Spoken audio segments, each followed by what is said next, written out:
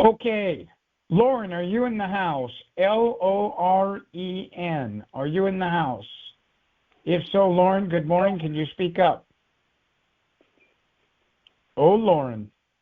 Oh, Lordy, Laura, are you in the house? Lauren. Lauren. I'm going to read a letter, an email that Lauren sent me. Not going to give Lauren's last name. I was kind of hoping Lauren would speak up or be in the house. But anyways, it says, good morning. I was on the call Monday morning. This is from last week. He sent this on Friday. Good morning. I was on the call Monday morning, Lauren goes on to say. The call moved me as well. I recall Brett talking about Walter Mitty, the movie, and looking out the window, daydreaming. So I asked my soon-to-be wife if she does that, and she said that she does. I also appreciate Brett talking about not quitting and having resilience to keep going even if you fall down. I see now that message about commitment is what every successful person I follow has said, so that's what I need to do. Lauren goes on to say, so we started dreaming again, and I realized we had a vision board and some goals.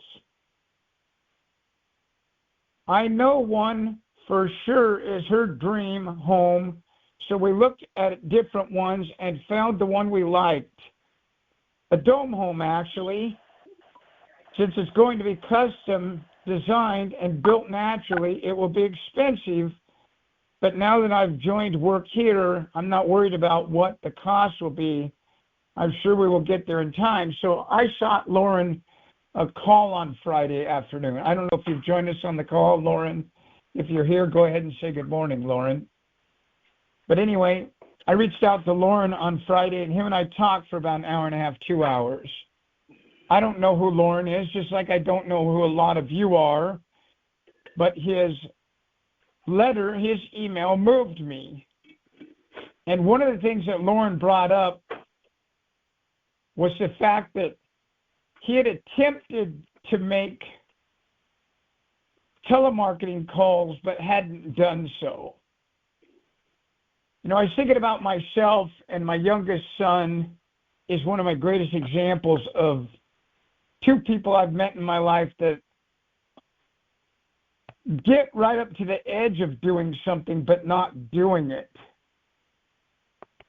Now, interestingly enough, over the weekend and on Friday, I made an announcement that we're going to have our own podcast, which really, for all intents and purposes, it's the first industry podcast that there is. A guy made an attempt at this about 6.5 years ago, but had no luck with it. He's a single-man shop, and unfortunately, he did all the wrong things with podcasts. So one of the things is to let each of you know about podcasts is that right now I know about as much as you can know about podcasts. I've had to beg, I've had to pay,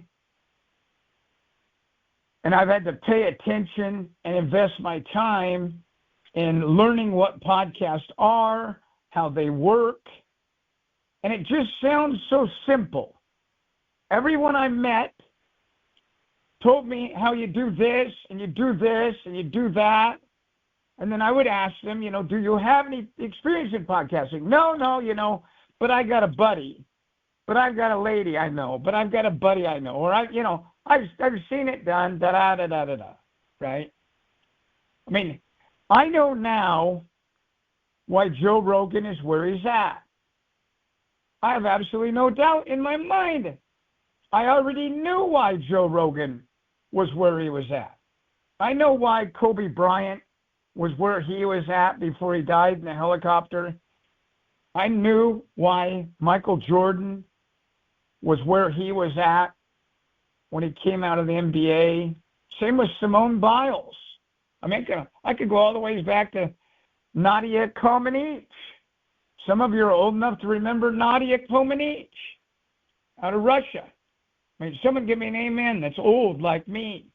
Nadia Comaneci. If you've never seen her on the gym floor, you got to look her up.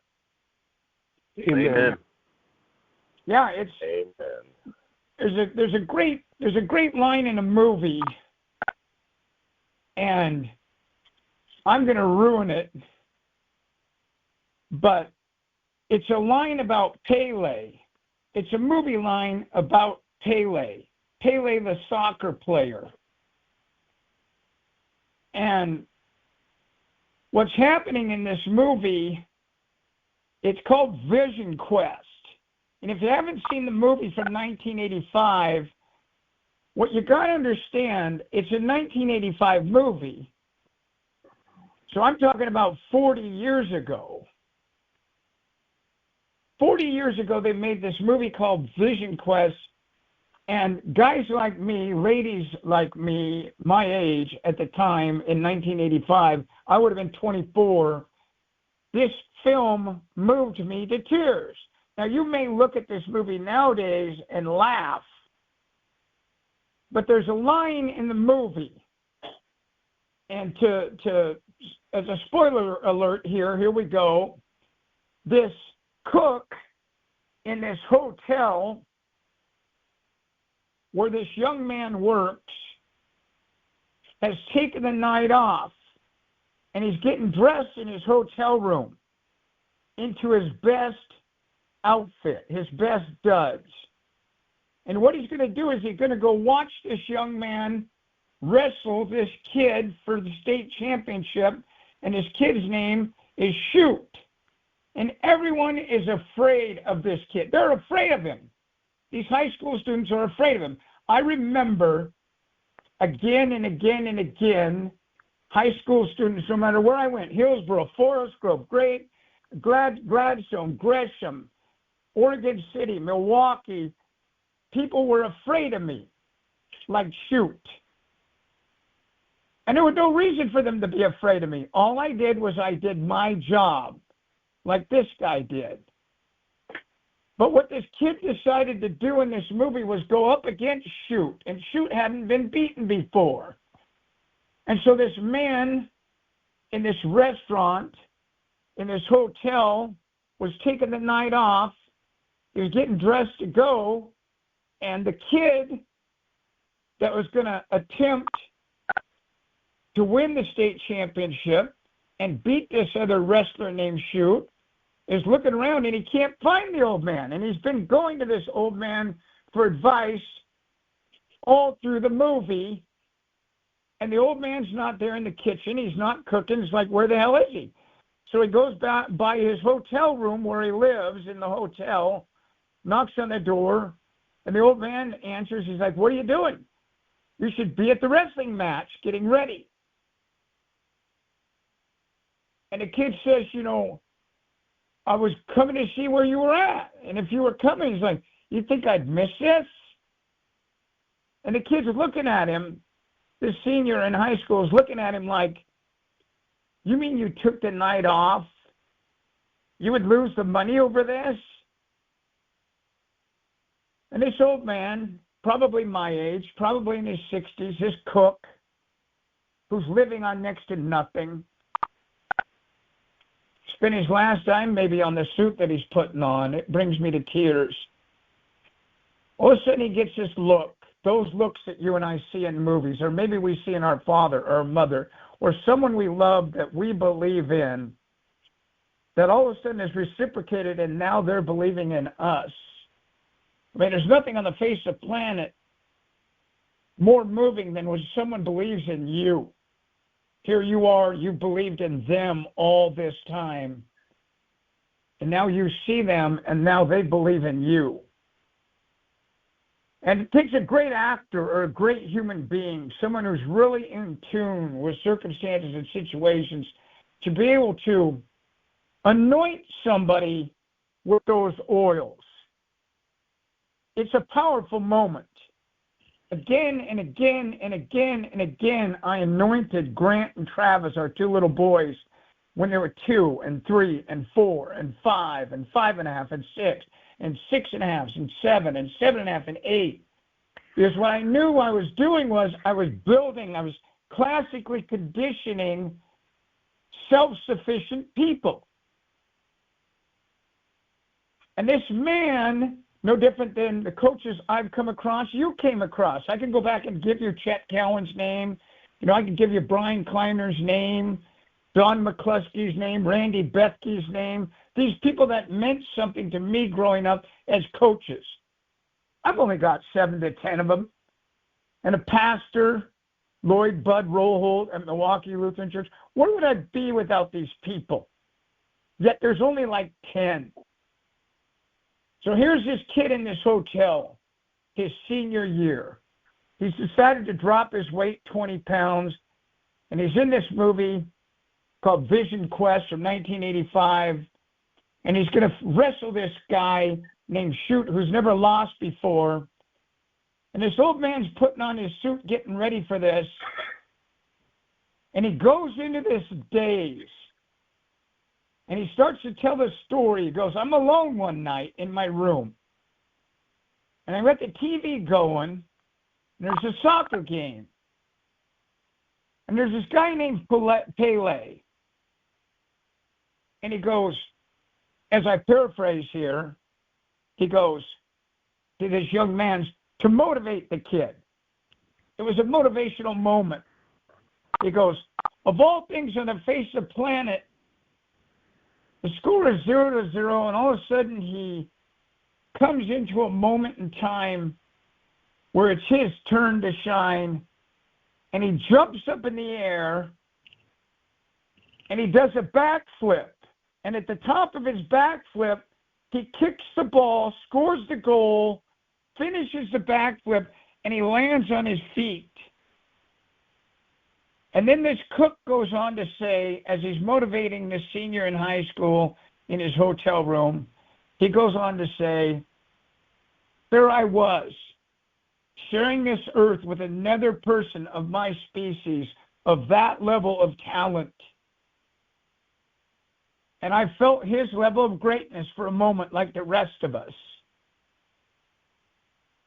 I could tell each of you this. I want to be like Joe Rogan when it comes to podcast.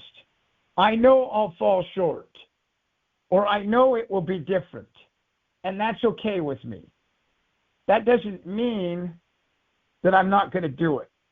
Some of you have written me emails that say, I want to be as good as you or better than you at this. Some of you may do that. Some of you may fall short. It doesn't matter. At the end of the day, what do they say? You shoot for the moon, you get the stars. Or maybe you shoot for the stars, you get the moon. I don't know. Christ. But I can tell you, I'm watching a kid, probably about 23, 24, 25 years old. He's got a full beard. Very rarely do you and I see a beard like this. I mean, this guy's beard starts right underneath his eyelids. That's the type of facial hair this kid can grow. He looks like a gorilla. He's about 125 pounds soaking wet. Looks just like my youngest son, Grant Martin. Got this giant, long head of hair, this beard and this mustache, just like my kid did. Now, remember watching my kid when he was 16 years old. This would have been about 16 years ago. And he was a professional skater. And Grant was going to do the same thing this kid did in front of the crowd. He was going to enter the pool, and he was going to do his tricks. But to start the trick off, he had to enter the pool. And in this case, watching this video over the weekend on YouTube, it was a 12-foot pool, which means it's a 12-foot drop-in for this kid. That's a hell of a drop. Because I know I used to watch all the boys and girls skate professionally, and typically the pools were 8 to 10 foot deep. Rarely were they 12 foot deep. To make matters worse, this pool was round. So his kid's hitting his head. I remember my son doing the same thing, getting himself pumped up, pounding his chest, hitting his head with the board. The crowd's chanting, and this kid enters the pool, and he blows it. But he gets it almost. and he gets out of the pool and he runs back up. Now the crowd's just going crazy. He's wired. He's wired, but he's wired in. You've been there before when you've been wired in, when you're tuned in. When you're tuned in, when you're wired in, hardwired. This is mine. I got it. I mean, it doesn't matter whether you're crocheting or knitting or sewing or cleaning the gutters. All of a sudden, you're an hour and a half in on cleaning the gutters, and you've got a better method than when you started. And it's going quicker. And the reason it's going quicker, the reason it's going easier, the reason it's going faster is because you braved to start in the first place. Now I sit down with my wife at night and I watch a little TV, and she'll quickly put another 4 inches, 6 inches, 12 inches on a scarf. She's a knitter. She crochets also. Taught herself how to do it on the World Wide Web. Taught herself how to do shorthand. So there I am watching my son in front of everybody. The prize is $250,000. I mean, I know adults at the time 16 years ago that were my age that did not have 250 grand. My son was one of two people down to silver or gold for this 250 grand, and Grant enters the pool and he hits it perfectly. And I think back on it now, this morning in preparation for this meeting, and I started to cry how many times I took him to Rex Putnam High School or Milwaukee Junior High School or Clackamas High School or Rex Putnam High School or View Acres Grade School, and watched my son again and again and again and again and again not follow through. But great coaches don't quit. They don't. I mean, you could go back in time to so many instances in history, and you could see these coaches like the 1980 Winter Olympics, the Miracle on Ice, where the U.S. team, which was an amateur group of college players, defeated the heavily favored four-time defending gold medalist champions, the Soviet Union, who did this all day, every day for a living. And they beat them 4-3 in Lake Placid, New York, on February 22nd, 1980, coached by a guy named Herb Brooks, played by the character Kurt Russell. And Kurt Russell is talking in that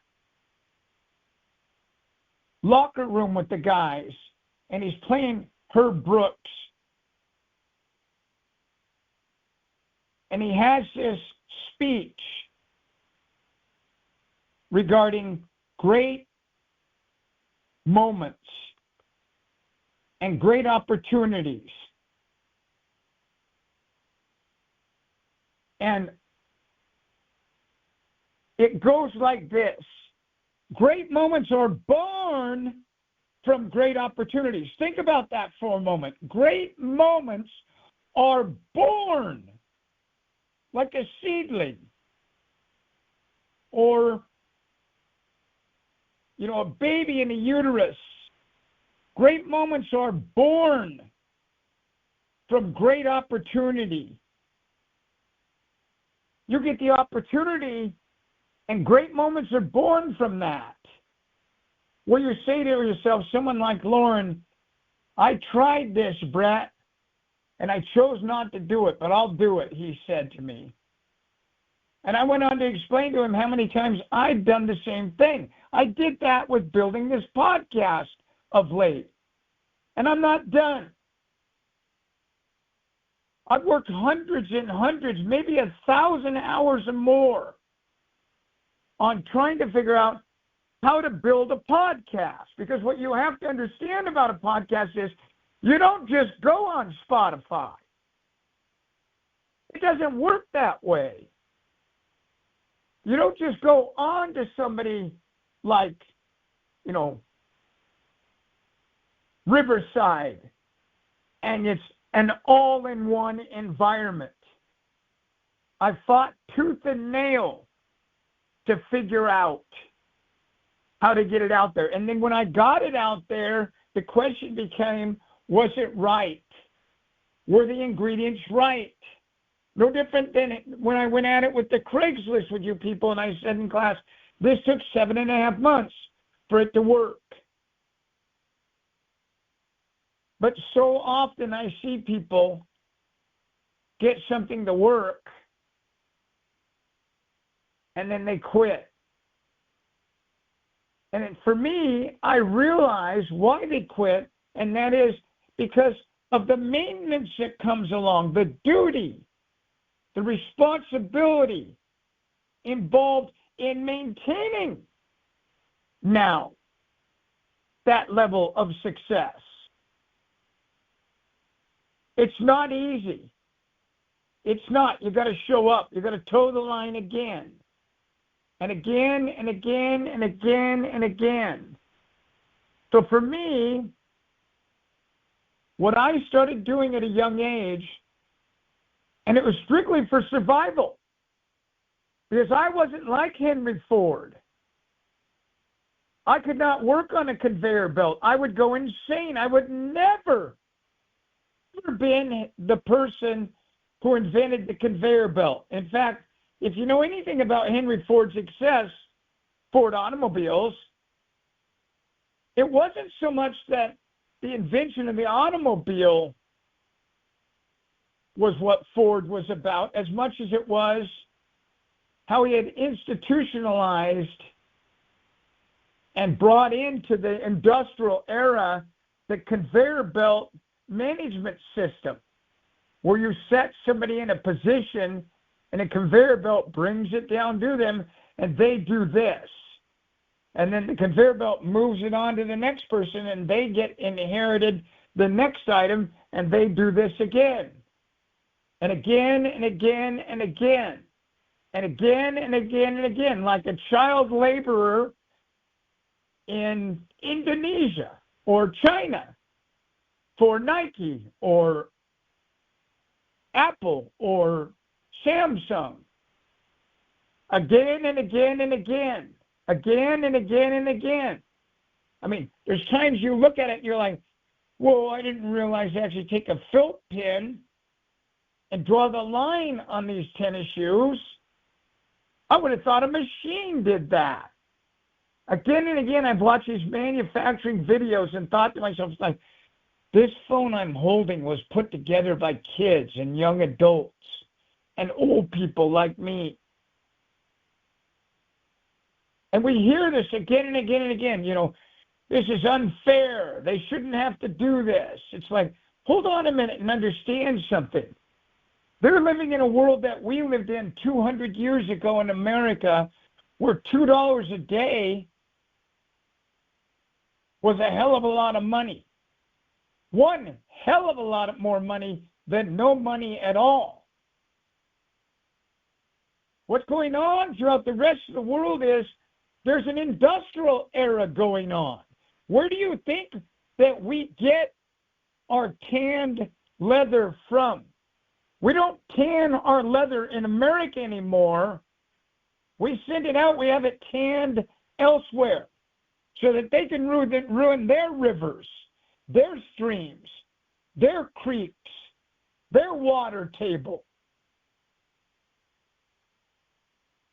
We're the masters at allowing other countries to destroy their country, knowing that we were destroying ours. Why would we educate them on the importance of holding on to the trees, of not ruining the water table, of not destroying their food sources? It's all about money. for me, I knew the money would come in regards to this podcasting, just like I knew the money would come in regards to YouTube. I held a class 2 weeks ago,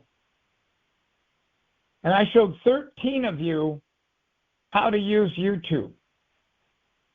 2 of you are now making over $1,000 a month with YouTube.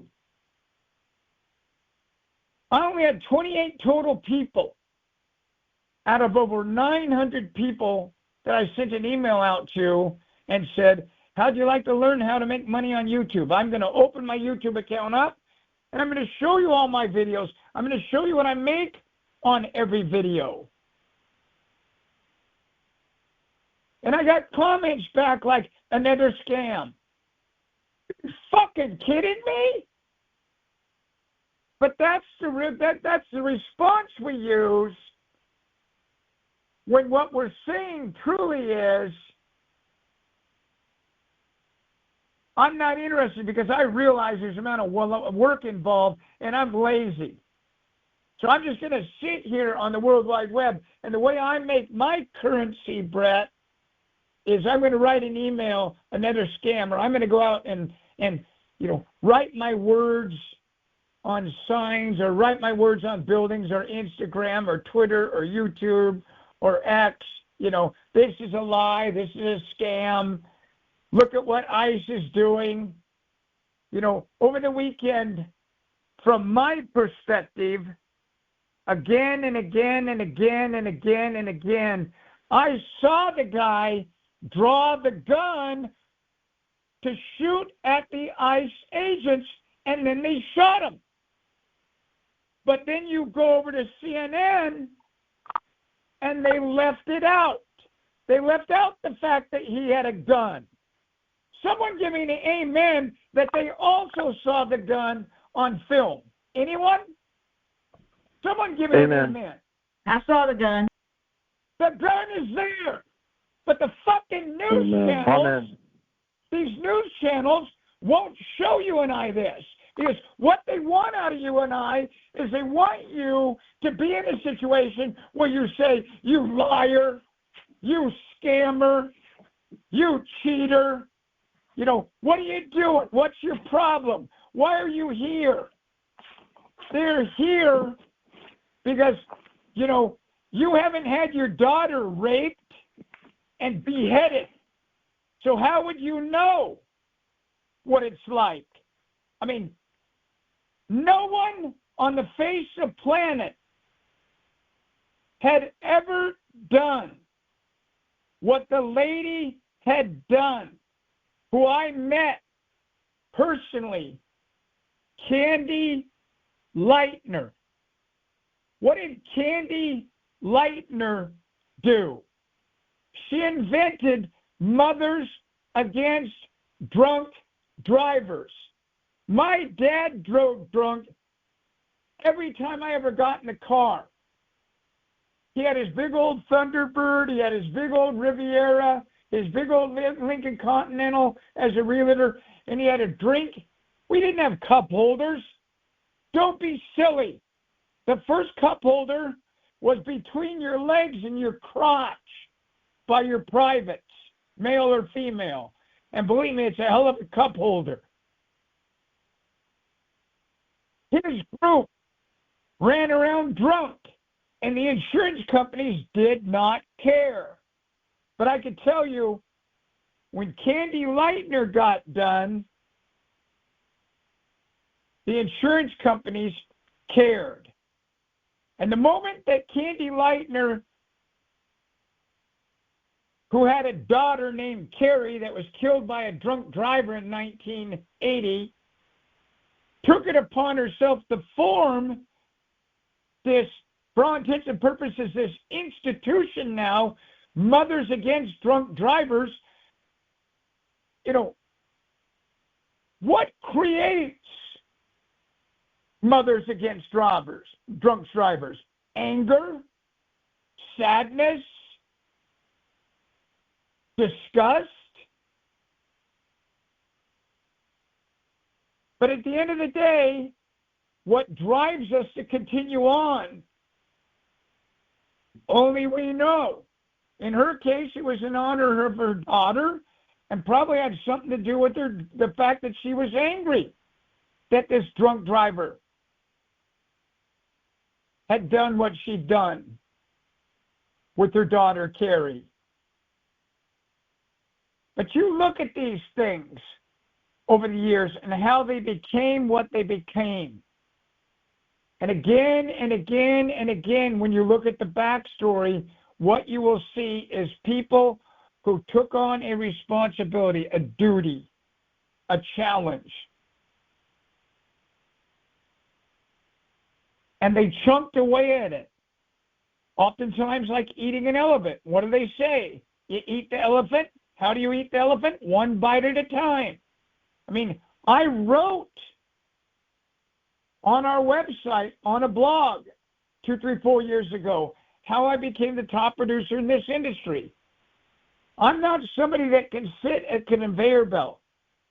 I'm not someone who can sit and do the same thing 8 hours a day, 9 hours a day, 10 hours a day, 11 hours a day, 12 hours a day, 13 hours a day, 14 hours a day. But I am. It dawned on me this morning, but I am. I may not be serving telemarketing or Craigslist at the time, but I'm serving my greater need. Just like Lauren wanting this dome home with his wife, custom designed, built naturally, that's going to be expensive. I too have had these dreams. Recently I had one of my boys drive by a home I built for our family in Bend. And he got back to me, he's like, Dad, I'm 35. And I've never met anyone that built a house like this in my life. I never realized what you had accomplished. So the phone rings a couple minutes later, and it's him, and he's crying, and they're leaving Bend, a family of 5. And him and his wife are just like, it's the most phenomenal thing they've ever seen in their lives. And I'm saying to my son, I'm like, look at what your kids are doing. You've got 80 acres, and you keep adding another wing to what was once a tiny home, and it's now become a large home. And you've got a second home down by the creek, and you just put in another well on your property. You got to understand, you're doing it too. You're in the process of building your home like I did mine in Bend. Yours is designed differently. But you're every bit as successful. Sometimes we got to look at other people's success to come back and realize our own success. Or sometimes we got to look at other people's success to push ourselves towards the success we're after. I cannot tell you, in fact, if you watch the movie, I live on movies, by the way, and my memory is pretty good. But the name of the movie is Cocktails and Dreams. And it stars Tom Cruise, along with a heavy cast of other individuals. Gina Gershon, Brian Brown, Chris Fairbanks, Curtis Armstrong, Lisa Baines, Lizzie Cooperman, Emily May Mills. And Tom Cruise had these dreams to be rich.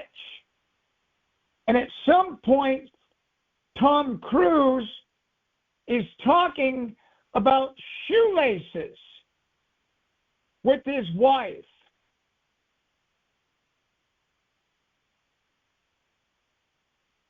And he says to her, look at this plastic on the end of the shoe lace. I mean, think about that for a moment. Someone invented the little plastic that goes on the end of the shoelace to finish the shoelace off. Someone invented that, and someone's making millions. And that's what Tom Cruise is telling his wife, Jordan Movie in the movie, which is Elizabeth's shoe in real life. I mean, this is 1988. I'm 27. Tom Cruise isn't much younger than me at the time. And it moves me because I'm on my journey towards my success. And I'd already seen these little things everywhere. I had a neighbor. Some of you remember hearing this on this Monday morning meeting. Mr. Webb, who invented this device for moles in your yard. You go down to Home Depot. You go out into the garden area. And in these boxes will be these sundials or, flamingos or, all sorts of items that are on a metal post, and you stick the metal post in the ground, and this item is light enough, it blows in the wind, and in addition, it can move around 360 degrees, and that vibration keeps the moles out of your yard. And my neighbor invented those in the 60s. And every yard in our entire subdivision, like 175 homes, was just full of these things. And he was giving them out to everybody. I got my first stock advice from Mr. Webb about IBM. And I bought my first shares with him. He taught me how to buy these shares. And I think to myself, it would have been 1968, 1969, or 1970. And I look at the IBM shares once in a while, or that investment that him and I had. And it's recently exceeded $600,000. And between the two of us, we only put like $155 in there. Again and again and again, when I was in investment industry at Smith Barney, and afterwards, I heard the term dollar cost averaging.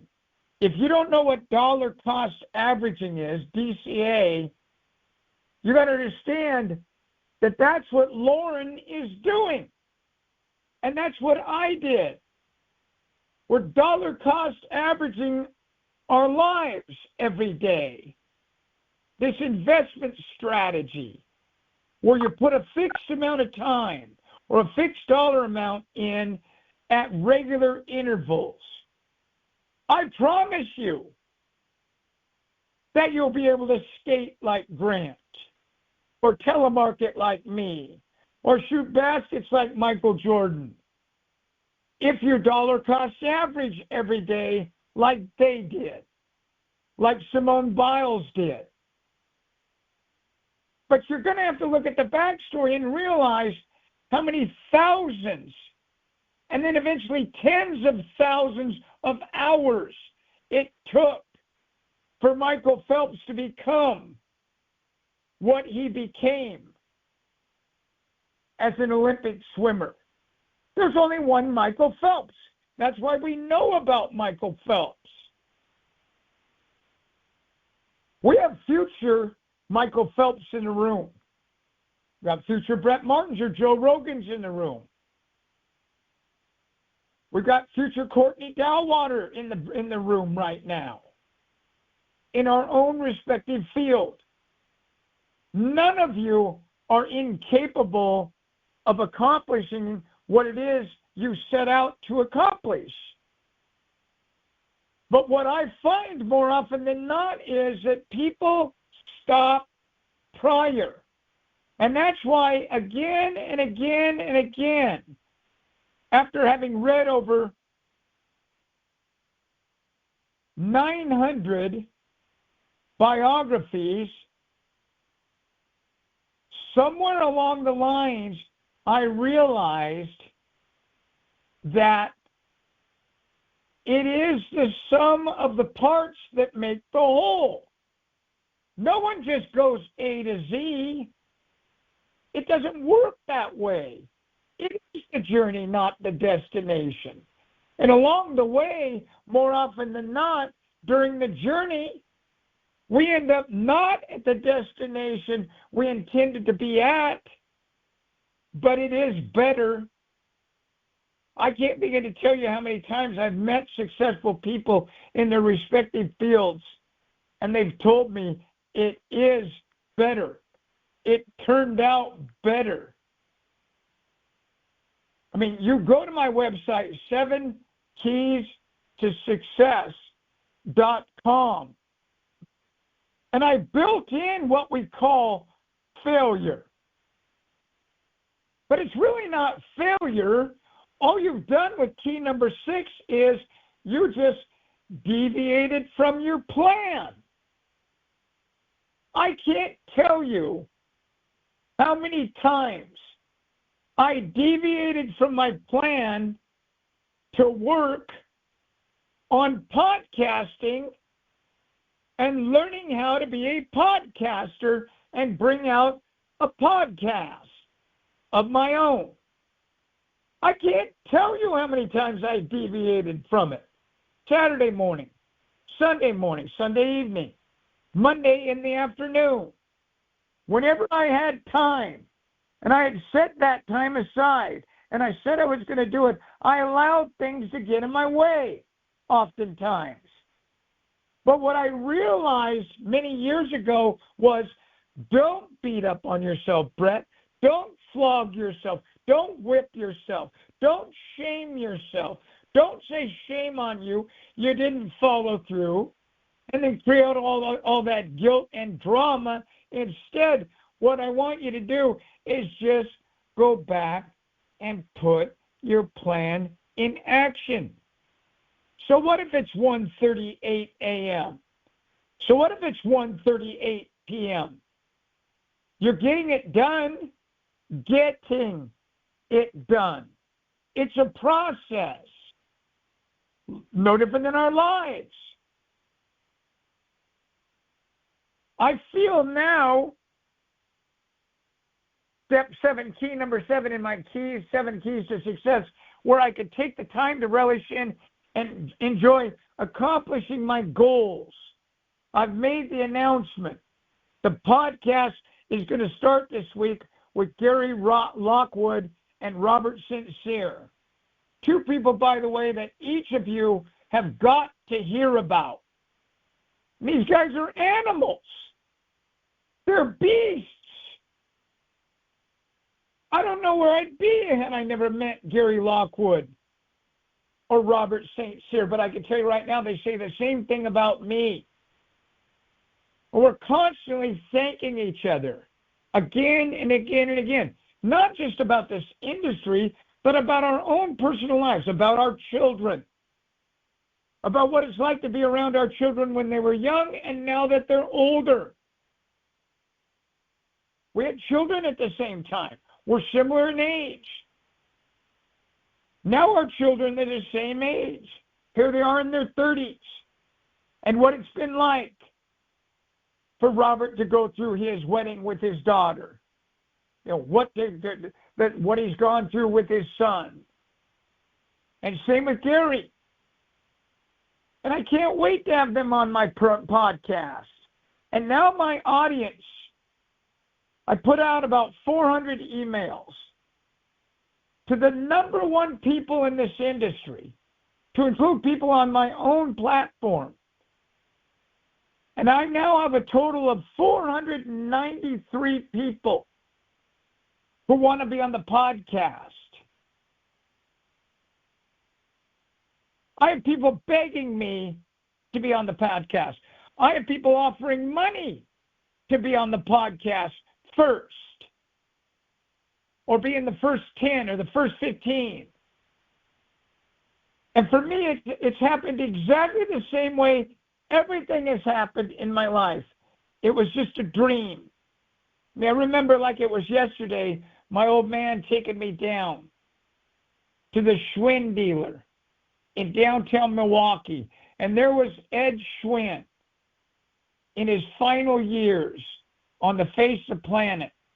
This guy looked so old, it was unimaginable.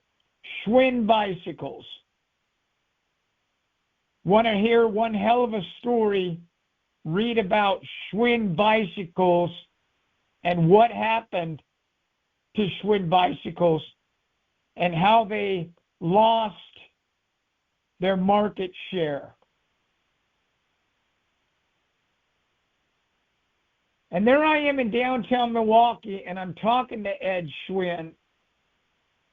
And Ed is talking to me because he's a unicycler. And I want to ride a unicycle. Noble, Weaver, Bauckham, Harris, Whitney Qualls, David Grammel, John Baranaga, Nash Baranaga, Mark Noble, Don Wilson, Kelly Jensen. Nobody I knew out of over 950 students in my high school rode a unicycle. Just me. Nobody in my community rode a unicycle. Just me. But I can tell you all something about learning how to read that or ride that unicycle. He gave me 2 crutches. And he said, this will really make it go quicker. So again and again and again and again and again. And again and again and again and again and again. And again and again and again and again. No one just hops on a unicycle and rides it. And what it does is, when it lands, it typically lands on the front of the seat or the back of the seat. So I would have to take duct tape and duct tape the seat because the seat would be all ripped up. And then eventually the duct tape would get ripped up. I'd have to put another layer of duct tape on there and another layer of duct tape. And then the thickness of the duct tape would be so thick, I'd have to cut the duct tape off and start over. And again and again and again, I tried this. Where was Bruce Bagley? Where was Lisa Bagley? Where was the Collins kids? Where was the Wessingberg kids? Or the Hermo kids? Or the Baranaga kids? Or the Weaver kids? Where were they at? Where were they at? I know I went to their house. I would ask David Grammel if he wanted to shoot baskets or play football. Let's get some group together. I knew what Wendy Qualls was doing. She was sitting in her room. I knew what David Grammel was doing. He was sitting in his room or sitting in the front room watching TV, doing nothing. I was surrounded by a neighborhood of people that were doing nothing. I'm still in that neighborhood. I am. I never met one single person ever that's a podcaster in person. I can't find a podcaster to help me shorten what? The learning curve. And believe me, folks, if you don't know about the learning curve, you better look it up. Because what you need to understand about the learning curve is the same thing I understand about the learning curve, and that is this. The rate at which you progress, think about this for a moment. The rate at which you progress in gaining new experience or new skills is the definition of a learning curve. And this is the reason why most people don't do stuff. It's because they realize that the learning curve, excuse my language here, cover your ears, is going to be a motherfucker. Someone give me an amen. Amen. Amen. Amen. I mean, I don't know if Amen, you're on the brother. phone. I don't know if you're on the phone right now, buddy. Are you on the phone, buddy? Amen. Buddy, are you on the phone? Can you speak up, buddy? So Buddy and I are talking for... How are you doing, brother? I am. I'm doing so okay. You and I How are talked you? for what, about 4... I'm doing great, thanks. So I thought about you a lot over the weekend. Because of all things on the face of the earth, I've got some leased land up here that I lease annually, about 1,200 acres. And here's a guy in a Jeep Rubicon. And it's built just like what you're talking about. and I'm talking about you and the torque converter and the discussion that you and I had. Yeah. And I was going to ask you, when you talk about the Coyote motor, you and I talked about it. We both know what they are, right? Yep. You and I know what they are. But think back on when you didn't know what the Coyote motor was. Think back on when you didn't know what a torque converter was, or you didn't know what rings were, or a piston, or ball joints. How did you learn that, buddy? How did you learn those things? By watching and listening and observing and doing. After all that, or along with that. And it wasn't just once. You got to tell everybody it wasn't just once, right? No, it was not just once. I mean, setting rings or honing a cylinder is a work of art, is it not? Yep. Yes, it is. I mean, I remember being down at college in 1980 in diesel mechanics, and these guys are talking to me about this stuff. I didn't know the difference between a valve, a head gasket, and a leather couch. I swear to God, brother. Yeah. I'm not kidding you. I was at that stage. I wouldn't have known how to change a spark plug, by God, if you would have showed me where they were at and handed me the wrench. I just didn't realize that what was going to happen one day in 1980 was my Volkswagen was going to break down, and Daddy, who was going through hard times because the real estate industry was crashing, and Mommy was on all fronts, and Brady, me, was stuck with this Volkswagen that didn't run, and it was snowing out, and we were having the time of our lives, buddy, cutting cookies in my Volkswagen. You with me? Yeah. But I burned up the clutch. And my old man's like, the clutch, the pressure plate, and the throw-up bearing can be replaced in an hour. I'm like, okay. And I'm doing the same thing in my brain in 1980 that I did with the podcast. Well, sir, can you show me how? I don't have time.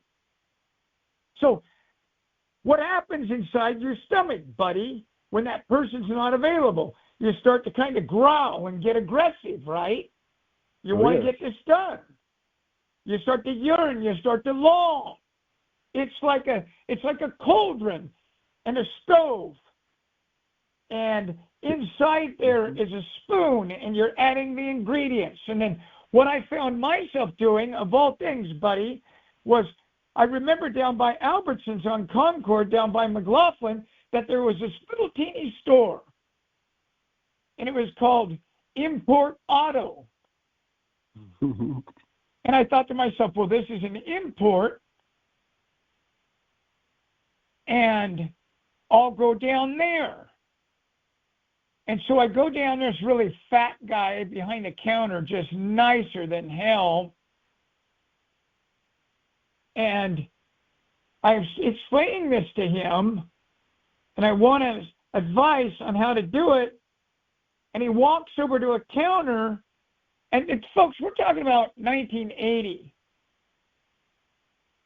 And does anyone remember the series of books that was brought out? Chilton's.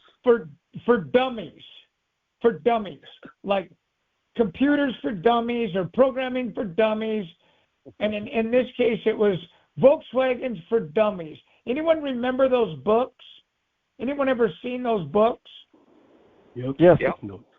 Yes, sir. Yes, sir. Wrote a lot of reports using them. Yeah. So I got this book, of which, like the gentleman said, I've had a lot of these books since. That's how I learned to build houses. I got the book. No one had the time to teach me, and I didn't have the money to hire them. So I got this book. I brought it home, and here's what it said. Step number 1, I'll never forget it, ever. In my life, I'll never forget it. Underneath your back seat is a battery. Unhook the red cable with the crescent wrench. And then it had a crescent wrench in the picture. I went to my dad's toolbox. I pulled out a crescent wrench. I had no idea what a crescent wrench was. But step number 1 showed me how to do that.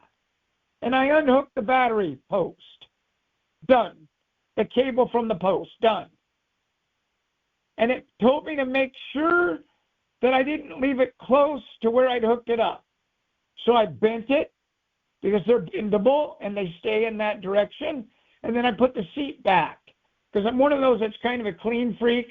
I didn't want the seat to be left open. I put the seat back. And then step number 2 was, lift up the rear hood engine compartment. 2 hours later, I'm back down at Import Auto, and for $19.99, I buy what's called a creeper. I didn't know what one was. And for $49.99, I buy a jack, a hand jack. And I jack my vehicle up in the road, up in the air, after chalking my tires in the front. I didn't know what it meant to chalk your tires. But it explained to me that I needed to chalk my tires at about like step 9 or 10. And what that meant and what those looked like.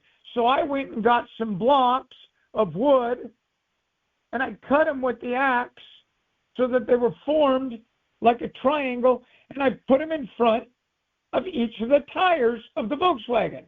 Because what it told me was once the vehicle is in the air in the rear, that it will no longer be in gear and it will be able to move forward. The education, the learning curve is coming fast, folks. It's coming fast. I'm 2 hours in. I've got the motor out. Noble, Weaver, Bauckham, Harris are standing there, and they had a nickname for me at the time, Slick. I've got the tattoo on my left upper quadrant area of my shoulder, and it's a rose, and inside of it, it's Slick, and we all went down to get tattoos, and they made me put Slick in there because they called me Slick. And the reason they called me Slick was only because I constantly was doing stuff like this.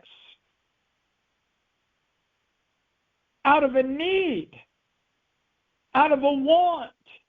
If Lauren were on the phone right now, what I would say to Lauren is, you cannot miss, young man, because you need and you want. Your wife needs and wants this dome home.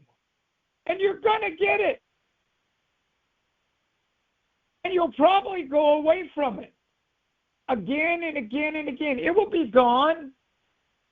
But that doesn't mean that it's not in there and that you're going to tune into it again and work towards it, dream about it again, maybe even put a little money aside, a little dollar cost averaging, understanding time, or the rule of 72, that money doubles at 12% every 6 years. 6 times 12 is 72. Or that money doubles every 12 years at 6%. The rule of 72. I wouldn't know how to tell you all about the rule of 72 had I not worked at Smith Barney. But the rule of 72 made sense to me. And I did not want to live in the rule of 72 because I did not want to make only 12%. I didn't want to make only 6%. Someone asked me right now, Brett, what do you make a year in this industry on your money? Go ahead. Brett, what would you make on your money? What I make a year on the money I invest in this industry on money that I borrow elsewhere is 56.87% a year. That means the money is doubling in less than 2 years. 56 times 2 is 112%. So it's doubling in less than 2 years. Again and again and again. I'll never forget this. I went to Broadway Cab in Portland, Oregon. And Broadway Cab at the time had not been bastardized by Uber. And I can tell you all, this guy was a very, very famous man.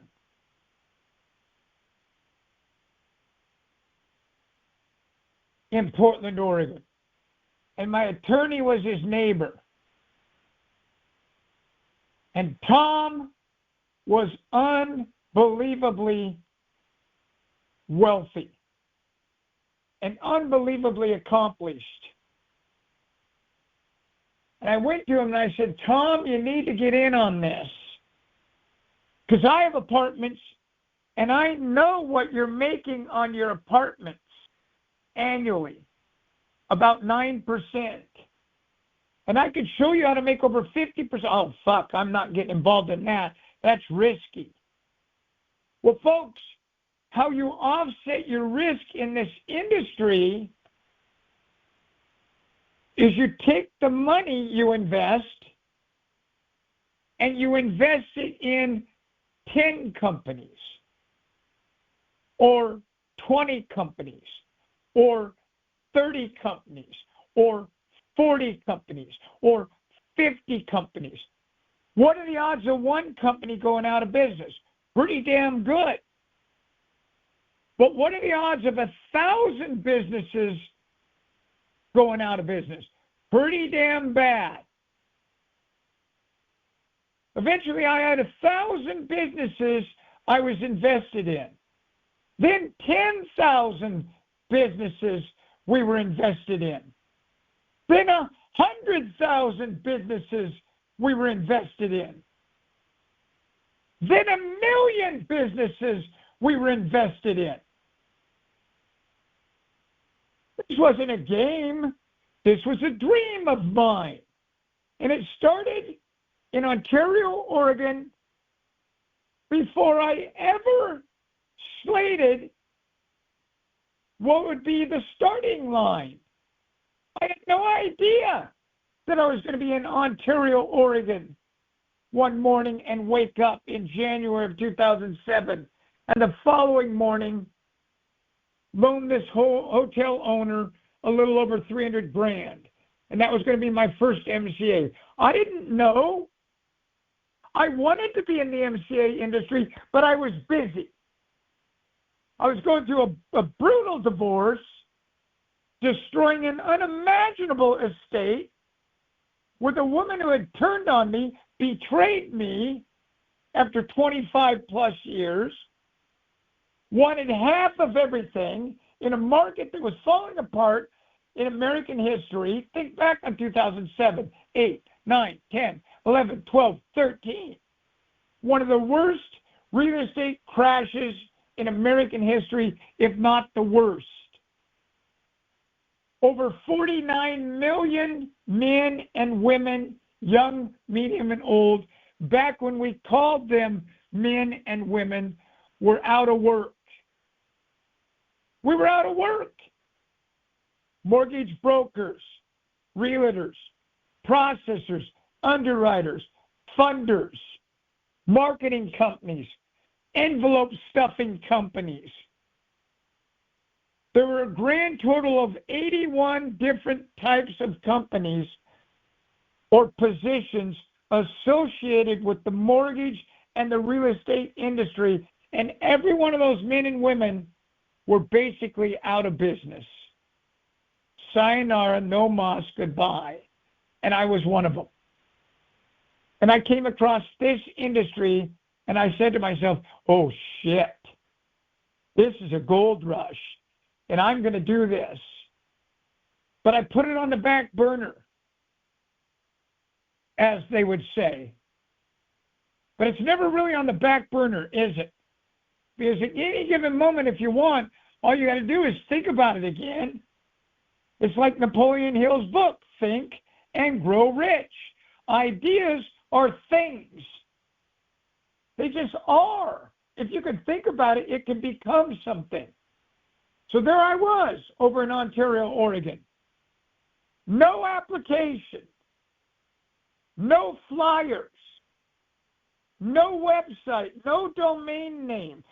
No email address. No computer. I'd never owned one.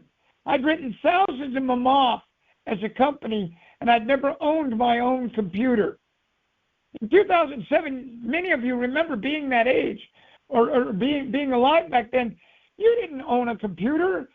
No one owned a computer at home. But by the time we got to 2008, 9, and 10, shit, it seemed like they were everywhere. And everywhere you went on the corner or in some mom-and-pop strip mall and in the big malls were the Gateway computer locations and the Dell computer locations. This is when I first found out about Michael Dell and would eventually go on to meet him. Because I experienced similar growth in the mortgage industry. No different than this industry. Folks, when you're a growth company, like my company in the mortgage industry or my company in this industry, there are dead bodies everywhere. There are dissatisfied people that didn't make it everywhere. I don't pay a lot of attention to that. I'm moving forward. I'm a growth company. I'm not going to sit around and bitch and moan. I mean, it's a strong statement when I say this to you, and I've said it recently a couple times to this group, that we've never had a month ever since 2007 where we did less than the month before. Why?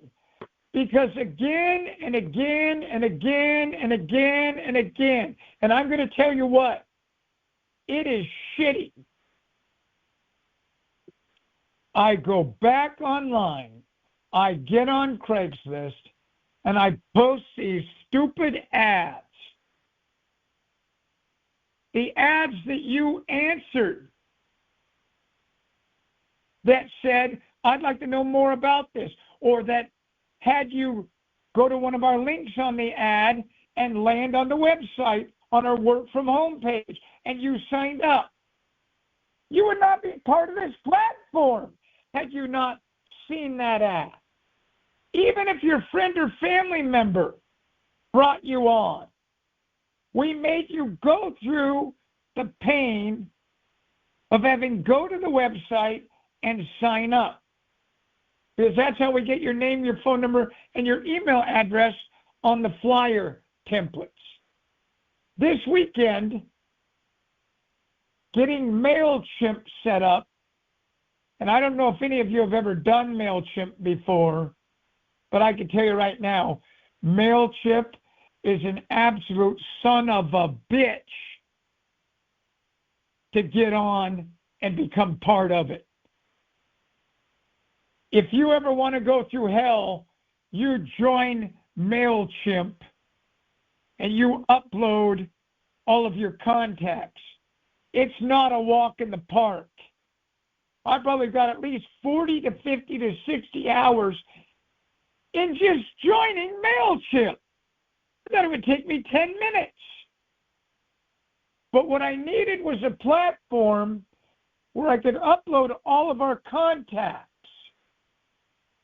so that when I sent out the podcast this week coming up of Gary Lockwood and Robert Sincere, they would go out to all my contacts, which happens to be a little over 1.6 million contacts. Well, MailChimp has a free option. I signed up for it.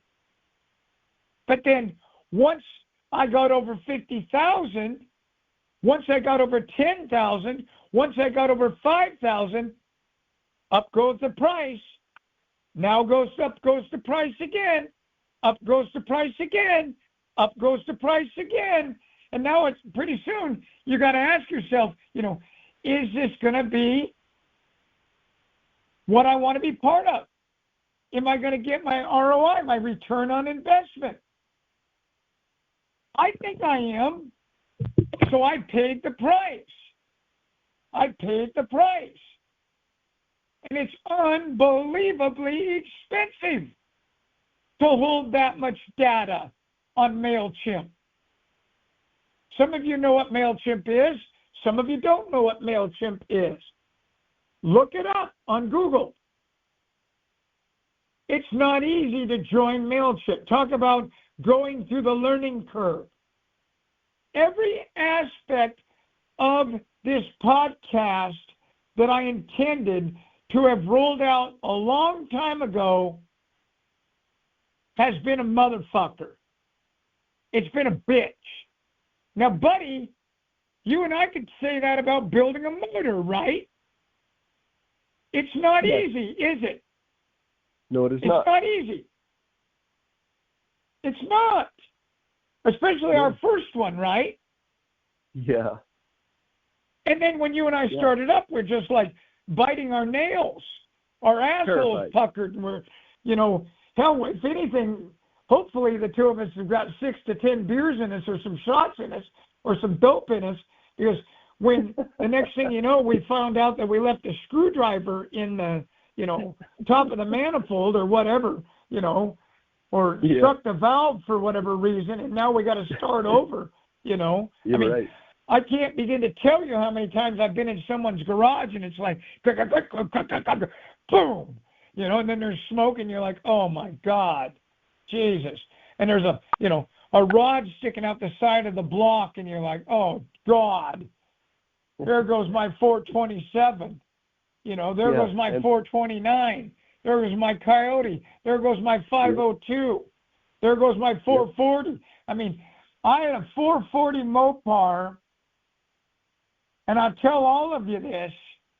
It was a convertible, 1967 Chrysler 300. The first year they brought out the electronics, and it was a convertible, and we called it the Dead Kennedy Mobile. And it was white with red interior. And everything on it was electric. They were so proud they went overboard. Everything was electric. And the power steering made the power steering that you and I use nowadays in a vehicle seem like it was manual steering. You could take a finger and move the wheel, and the damn thing was 3 feet across, burgundy red, and you could move that wheel 360 degrees with the tires, the bias ply tires, sitting on the concrete, and it was as though you didn't even feel the tires turning.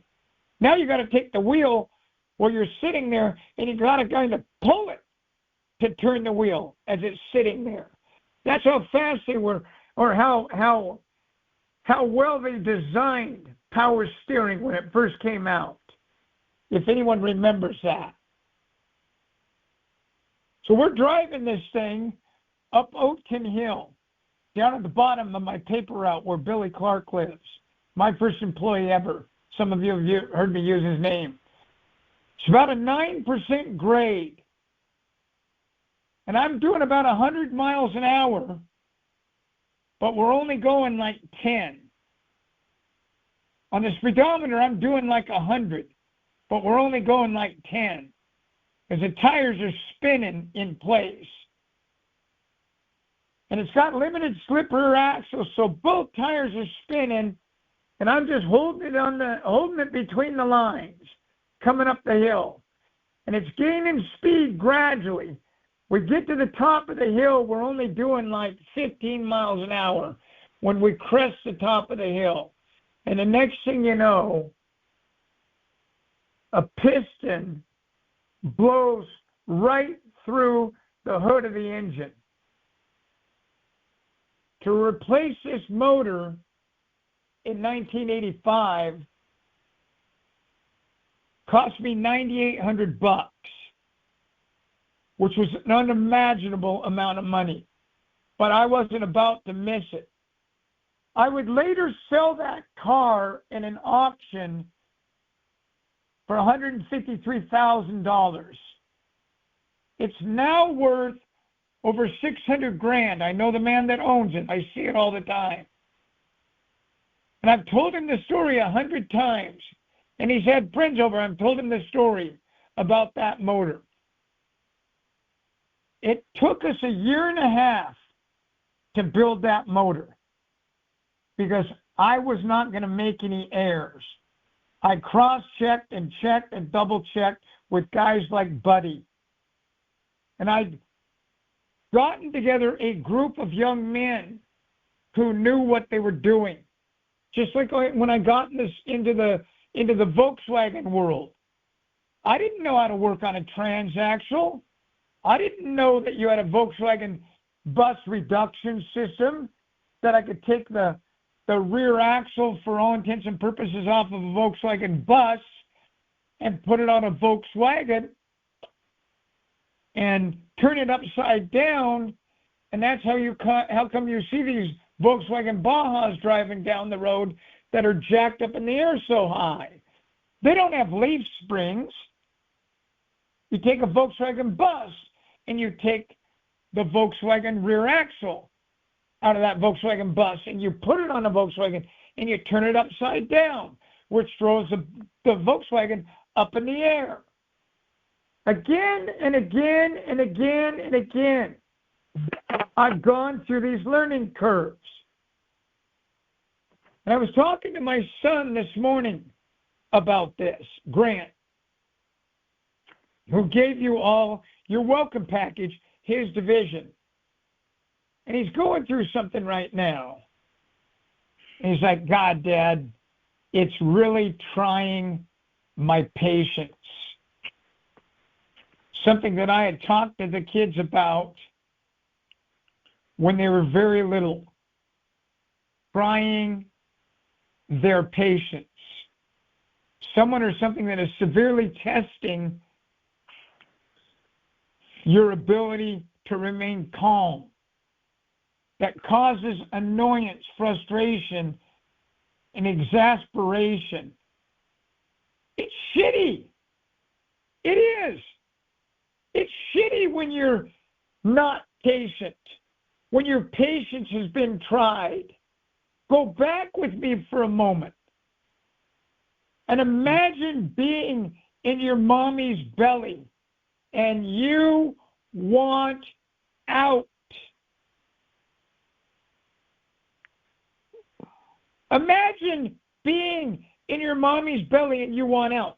Imagine being in your crib and you want out. You're shaking those bars. It's a jail. It's a crib. For all intents and purposes, it's a jail, and you want out. You're chewing on the top of that white rail, horizontal. You're grabbing hold of those handles on those railings, wooden or plastic or otherwise, and you're just shaking them. And finally, mom or dad or both, aunts, uncles, grandmas, legal guardians reach in and say, get that fucking kid out of that crib. But that's how you get out of the crib. That's how you get out of the belly. That's how you got out of your father's private and entered your mother's private. Because to begin with, you were inside your father before you went inside your mother. And then you became what? One of 4 million sperm? I don't know what the exact number was. I remember 7th grade health, but it's at least 1 million to 3 or 4 or 5 million sperm that you're competing with, and you won. You beat everybody else to the egg. I mean, what the hell? In and of itself, that's a miracle. I'm working with a guy last night. It's 10 o'clock, 10:15. I get a phone call. It's Margaret up the street. Sean's going to commit suicide. He's 47 years old. Sean's going to commit suicide. He just left the house. I go, is he walking or driving? He's walking.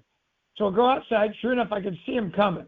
He's 6'5", 6'6", weighs about 340, doesn't have an ounce of fat on him, 33 years old.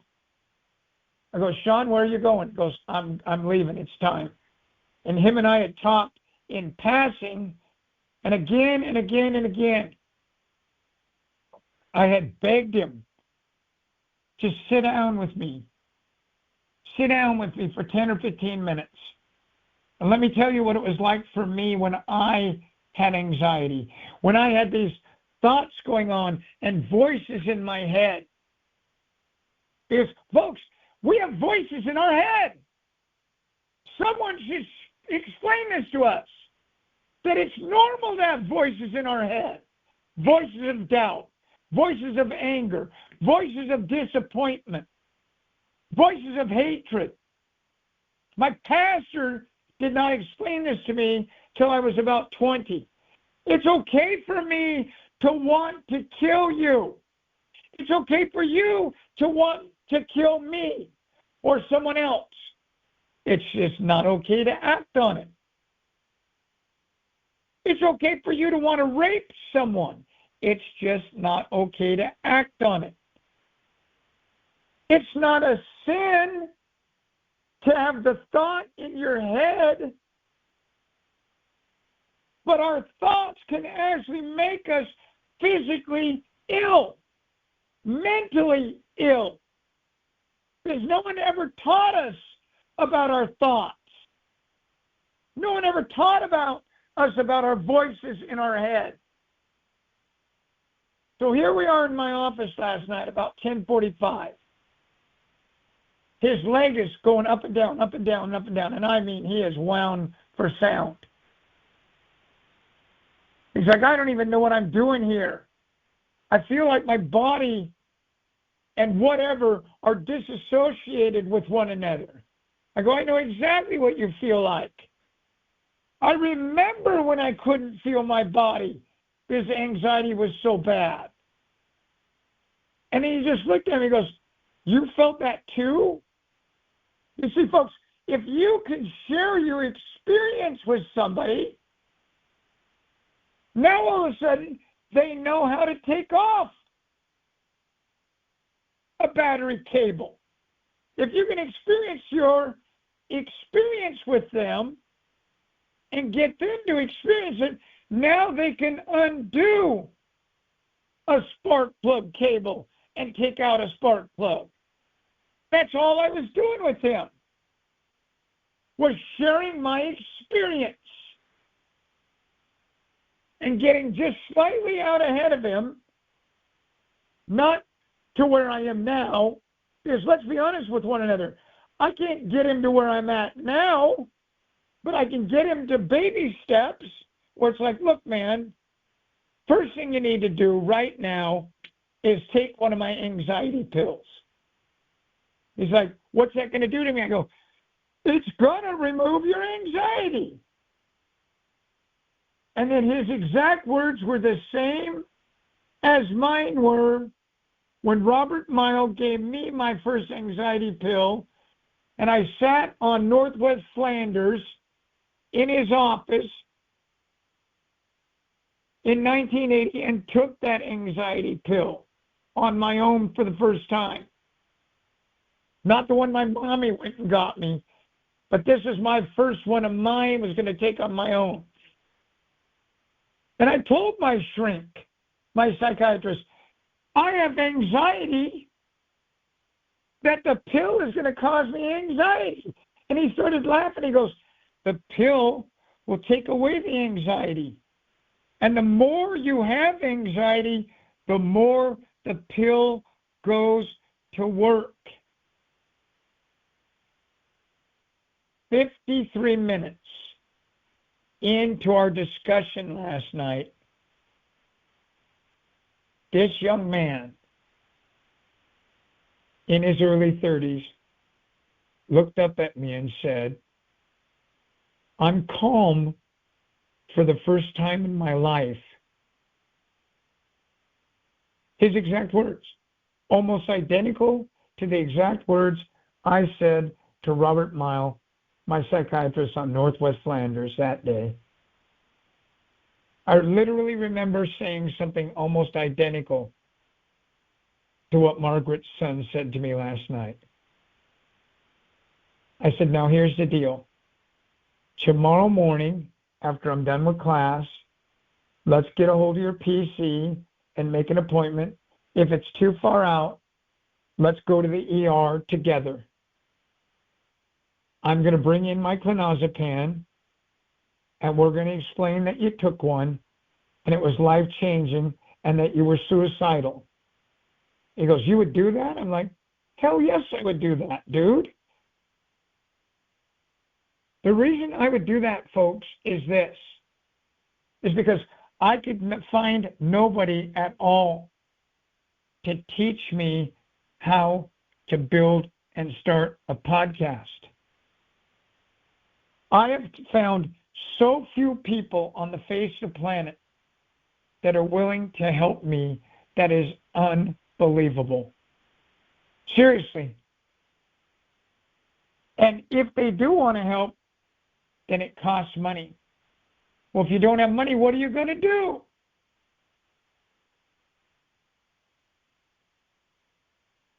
Business owners are out there right now, and they're anxiety-stricken. They're depressed.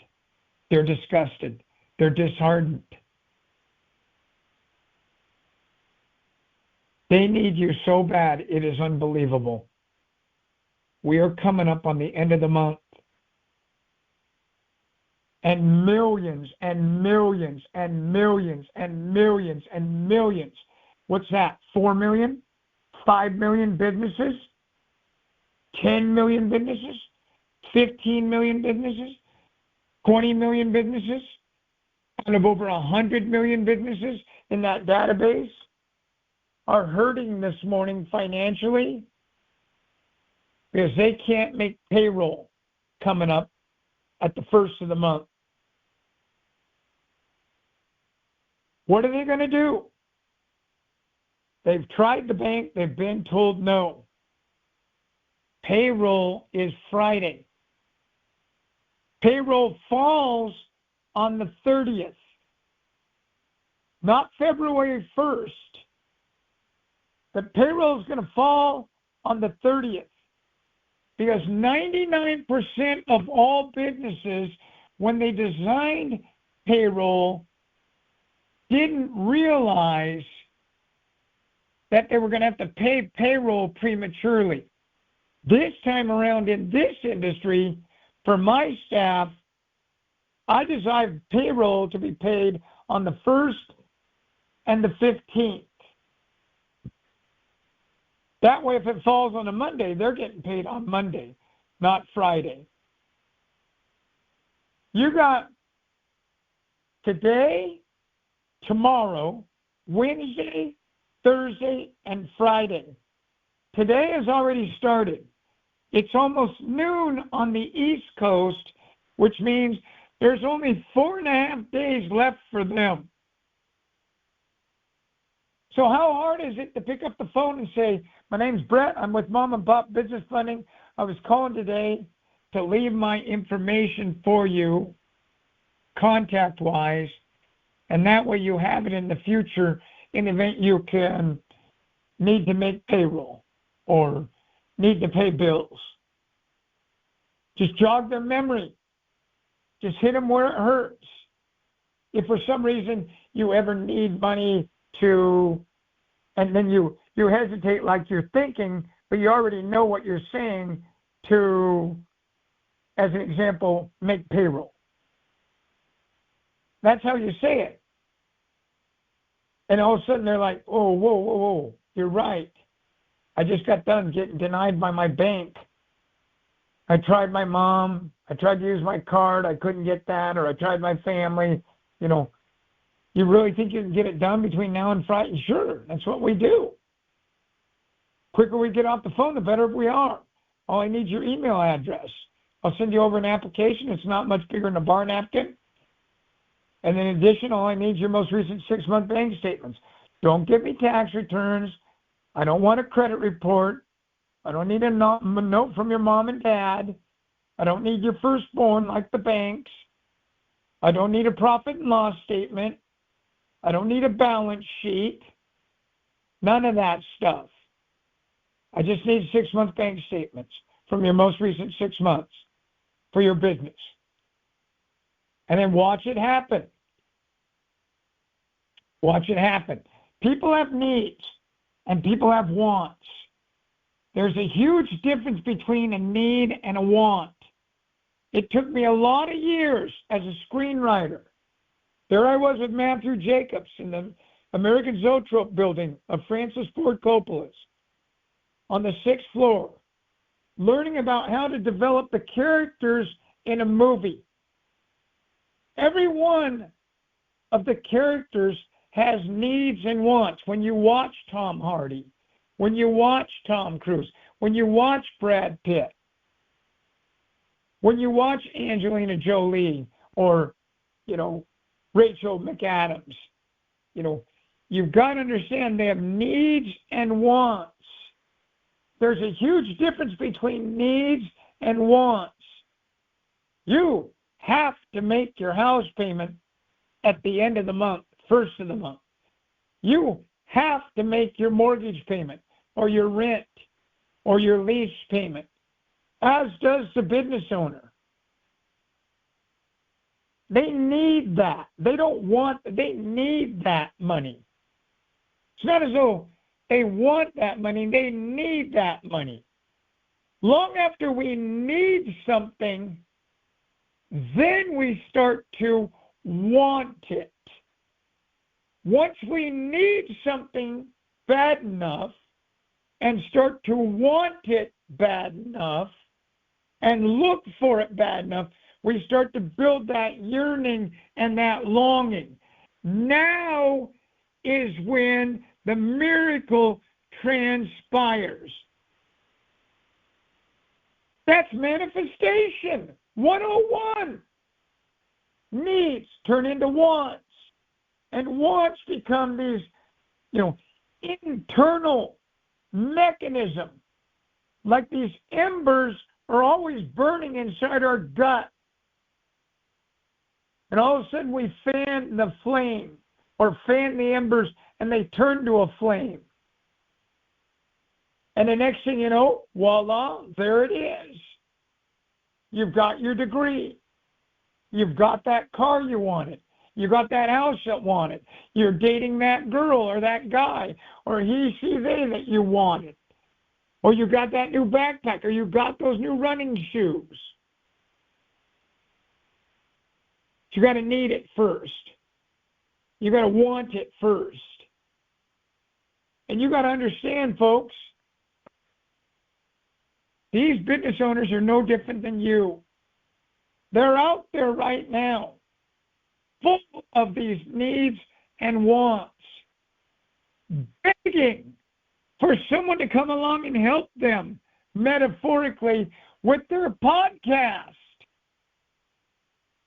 I mean, someone easily could have approached me on the phone and said, hey, Brett, I see you own a company. I see you own multiple companies. Have you ever thought about designing a podcast? Yeah, I have. Well, how about I give you a hand with that? Well, how much are you going to charge? You know what, Brett? It's free. I'll get you all up and running. But what I want in the end is I want shares in the company. Sweat equity. Some of you have heard of sweat equity. It's such a simple thing. I think about it now and I look at it and I think to myself, everything I know about podcasts, I could easily go out and teach people how to do podcasts. This is how come I'm teaching you, ladies and gentlemen, about merchant cash advances.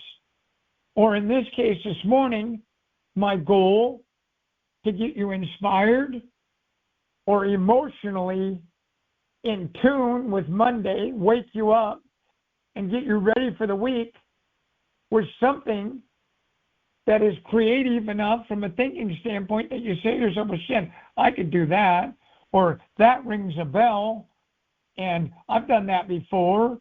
It was just something different. All I got to do is apply those same principles here, and I'll be fine. It's all it takes. I mean, if you can bake a cake, if you can cook bacon, if you can brush your teeth, if you can wipe your rear end.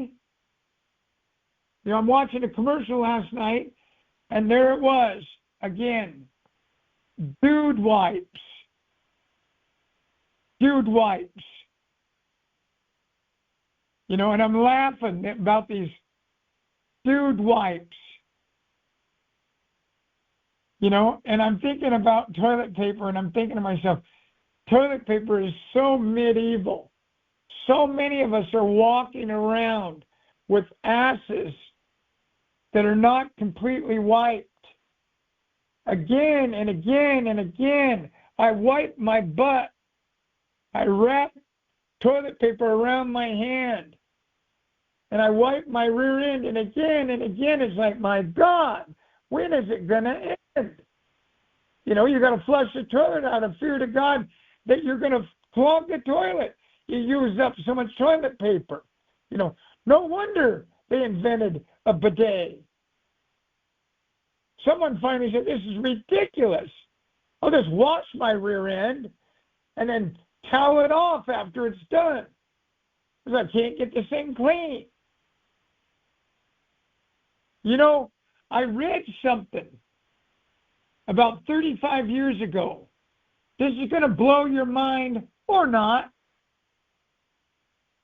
When we talk about poop, I want you to think about something for a moment. There was a time when cavemen and cavewomen pooped, and they didn't have to wipe. Now let's think this through for a moment, because that's what this scientist did. And what he found was there's times where you and I have what he called a dry poop, where you go to use the toilet paper. All of us have had it before, and you think to yourself like, well, for Christ's sake, there's no skid mark. There's no poop on the toilet paper. My butt's clean. That's weird, or that's cool. But what this scientist did was he did a deep dive into it for over 20 years. And what he found was it was diet related. So it stands to reason that the more crappy food we eat, the more our stools are loose. Thus the reason why we have to wipe so much. Stools, he said, should come out firm. And we should be able to pinch it off, and that's it. We should be able to stand up, and our rear ends are dry.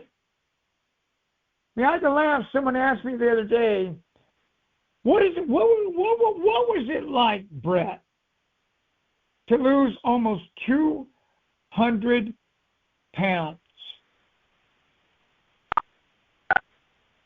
And I turned to Scott, one of my staff members, and I said, you know, Scott, what you didn't realize is every time I went number 2, I had to go use the shower. Because what you don't know about fat people like me when I was fat is I can't reach the hole on my rear end to wipe it. I mean, I can tell all of you something if you want to know a little secret. The next time you're worried about germs, don't shake the hand of a fat person, because there's a high likelihood they've reached behind themselves in the middle of a meeting or somewhere else and dug at their rear end because it's itching so bad. I'm guilty of it. And then you got to wipe your finger off. You know, folks, we live in a world where we experience these things, but we don't talk about them. A little bit ago, the door rang. And it was a little early, but all the lights are on, and he knew we were up. And there was Margaret's son. And he gave me a hug. And he said, I don't recall sleeping that well in my entire life ever. And then he started crying, and he's like, you're going with me today, for sure, for real? Like, yeah, I told you I would.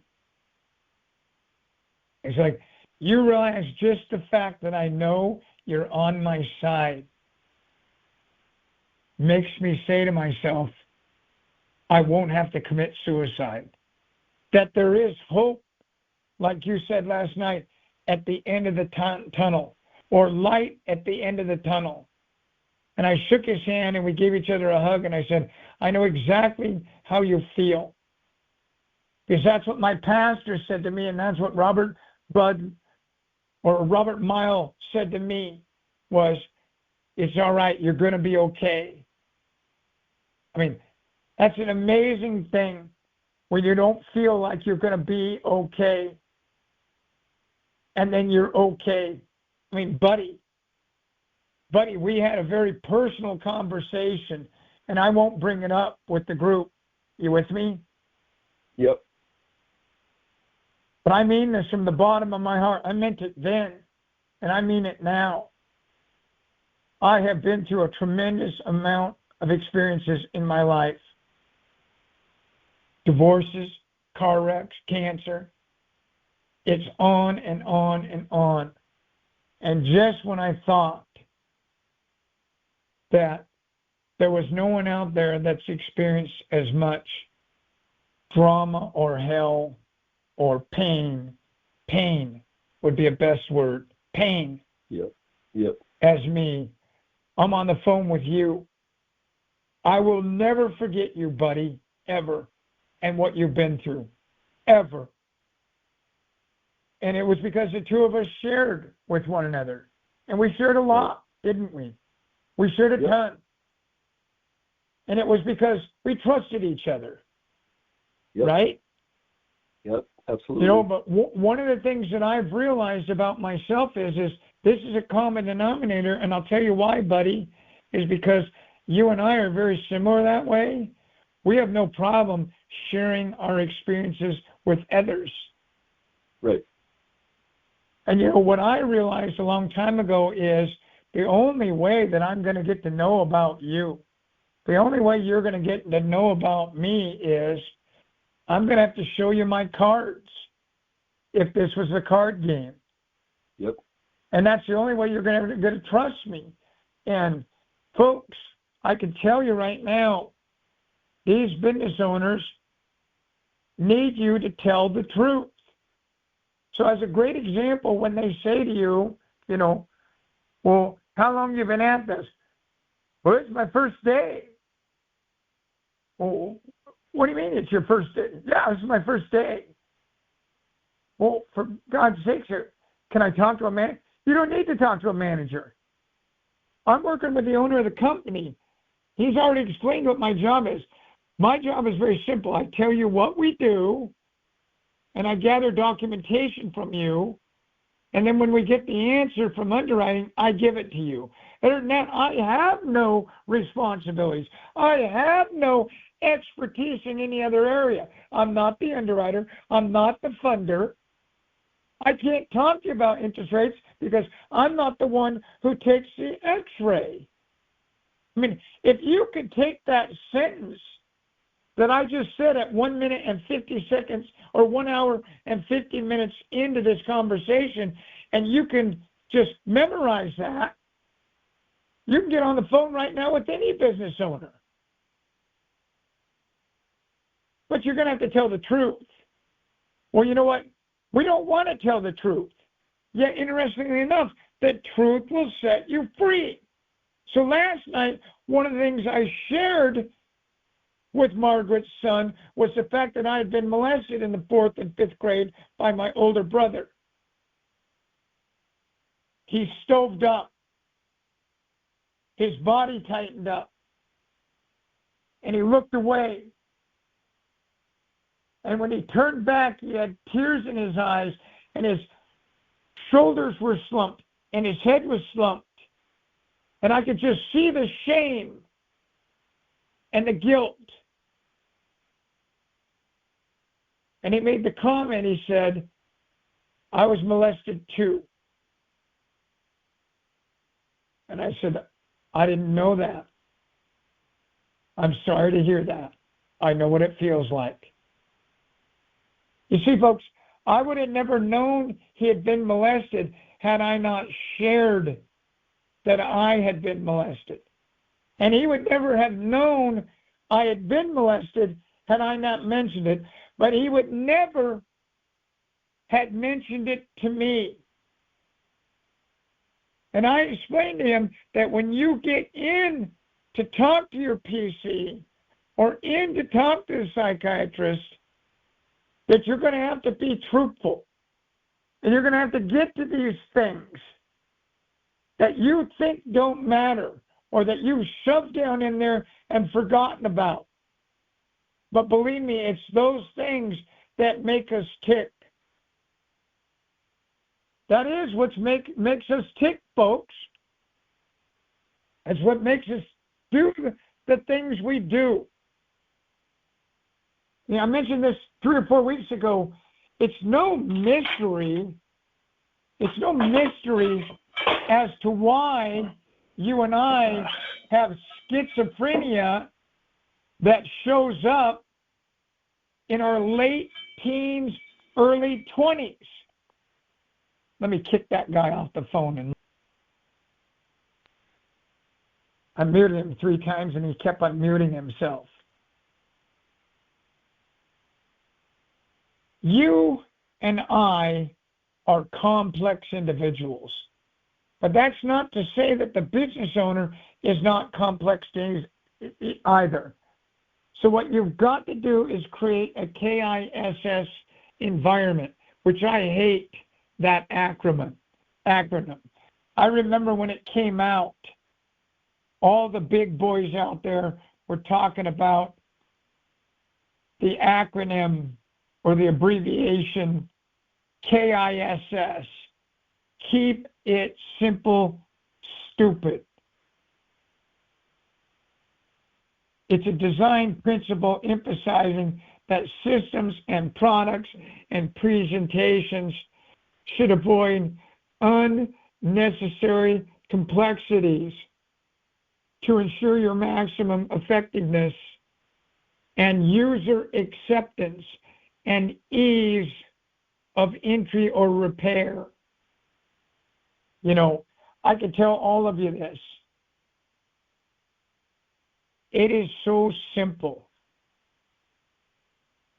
to achieve your goal.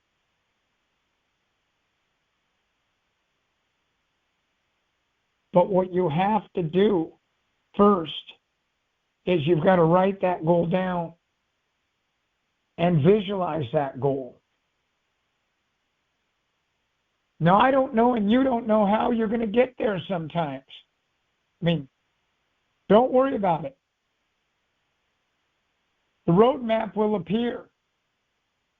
I mean, I mentioned this last week.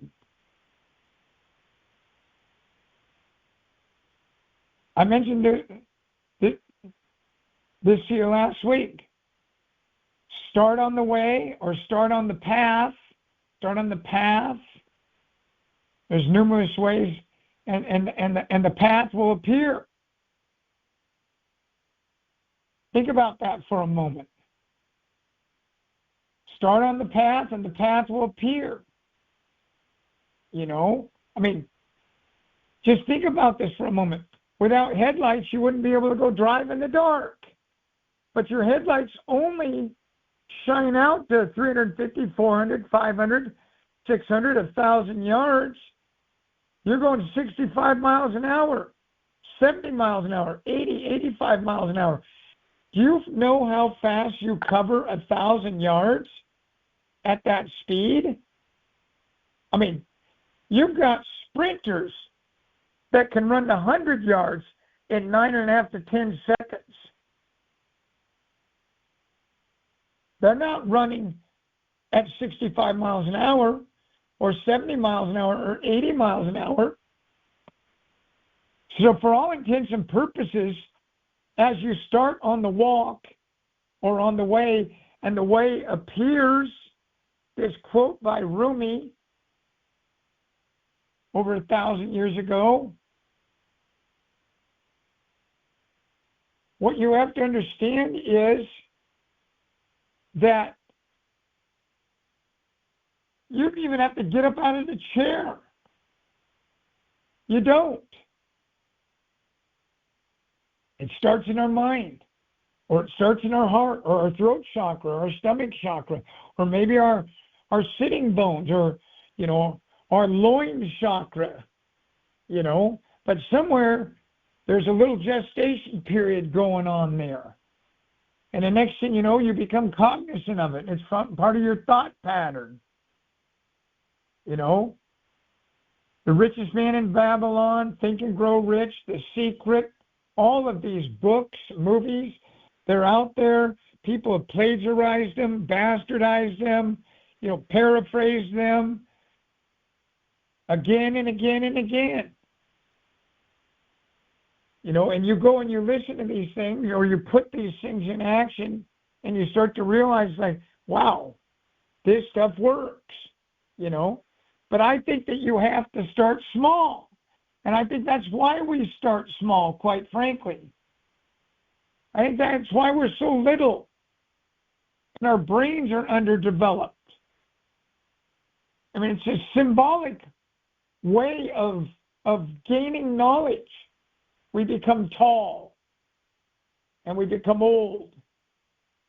Well, that's when we should be able to look back on it all and say, Jesus, criminy, I know a hell of a lot. I know how to cook. I know how to eat. I know how to drive. I know how to dress myself. I know how to get online. You know, all these things that you know. But what I've got whenever I go one-on-one or when I go into marital counseling with people is people are always talking about what they don't have. It's like, whoa, hold on a minute. If you don't realize what you do have, how are you ever going to enjoy what you don't have when you get it? I've met so many people in my lifetime that have what they wanted initially, but now they want something else, almost like putting a carrot on the end of a stick and then running towards the carrot. No matter how fast you run, you're never going to get to the carrot on the end of that stick. It's always going to be on the stick, 3 or 4 feet out ahead of the stick, and you're never going to get to that carrot. It's like walking into a bar, and up on the bar there's a sign that says free beer tomorrow, and you show up tomorrow and the sign says free beer tomorrow. So show up again that next day and it says free beer tomorrow. You're never actually going to get free beer.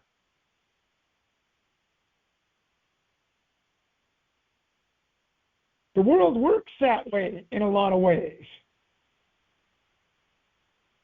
If you're somebody that doesn't realize how accomplished you are under the circumstances. Yes, you may not have written the great American novel yet, but that doesn't mean that you didn't get up this morning and accomplish 25 things. Maybe you wiped your butt. That was an accomplishment. Taking a dump, using the urinal, taking a pee, brushing your teeth, feeding your dog or your cat or your bird or your snake, kissing your significant other, getting dressed. Every one of those, in its own way, shape, and form, is an individual goal accomplished. You couldn't have accomplished it had it not been a goal. I mean, it is what it is. But we look at it and we say to ourselves, well, you know what I'm talking about, Brett. It's like, what? You're not into short-term goals? You're not into medium-term goals? Well, let's understand one another. Some of you have heard me say this before. You can't reach your long-term goals without, at first, achieving short-term goals and medium-term goals. That's why a guy like Stuart that my mom married wasn't worth millions of dollars until he sold his home when he was 91 years old in California.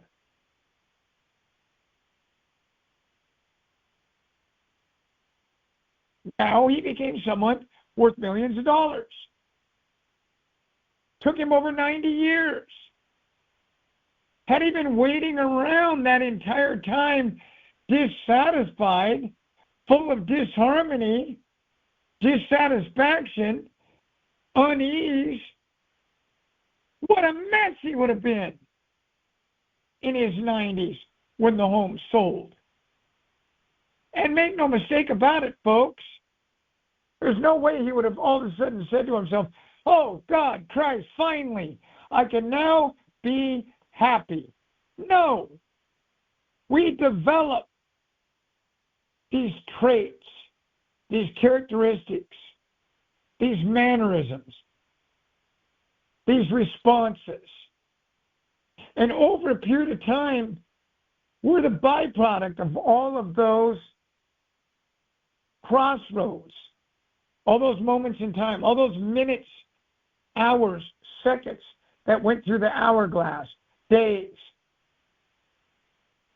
It's no wonder people get to the point where when they finally do get that Ferrari, the red Ferrari they wanted, or in Lauren's case, maybe that dome home, they really don't appreciate it. I mean, I could tell all of you this, that I had a tremendous response, jolt of energy the other day when I made the announcement that we will be bringing out our first podcast this week. And I had to laugh this morning. I thought to myself, it'd be just like you, Brett, not to have it work out this week, and it's 3 weeks from now. Who cares? I don't care. I don't care if one of you reaches out on Friday and says to me, you liar, you didn't do what you said you were going to do. Gary Lockwood and Robert Sincere and your podcast, you didn't do it. I don't care. I don't care. Long ago, I gave up caring. I can tell you this, my mom, my dad, my aunt, my uncles, my grandmothers, grandfathers, the people around me, my brothers, other cohorts, friends, again and again and again have reminded me year after year after year in those early years, well, it didn't happen. How come you don't have that? You said you were going to get it. It's like, I'm not done yet. Yeah, but you said you'd have it by then. Like, well, it didn't happen by then. I haven't quit, though. I'm still working towards it. I'm still working on it. I'm still working at it. Why do we bring it out? I know why I bring it out, because it pushes me to accomplish it. I learned this a long time ago. I remember vividly being a freshman on the varsity basketball team. My standing jump reach was 31 inches, which was a tremendous standing jump reach. When I graduated from high school, it was 47 inches. And I could do a 360 jam with the basketball. I didn't grow anymore. I was the same height, but I grew in size.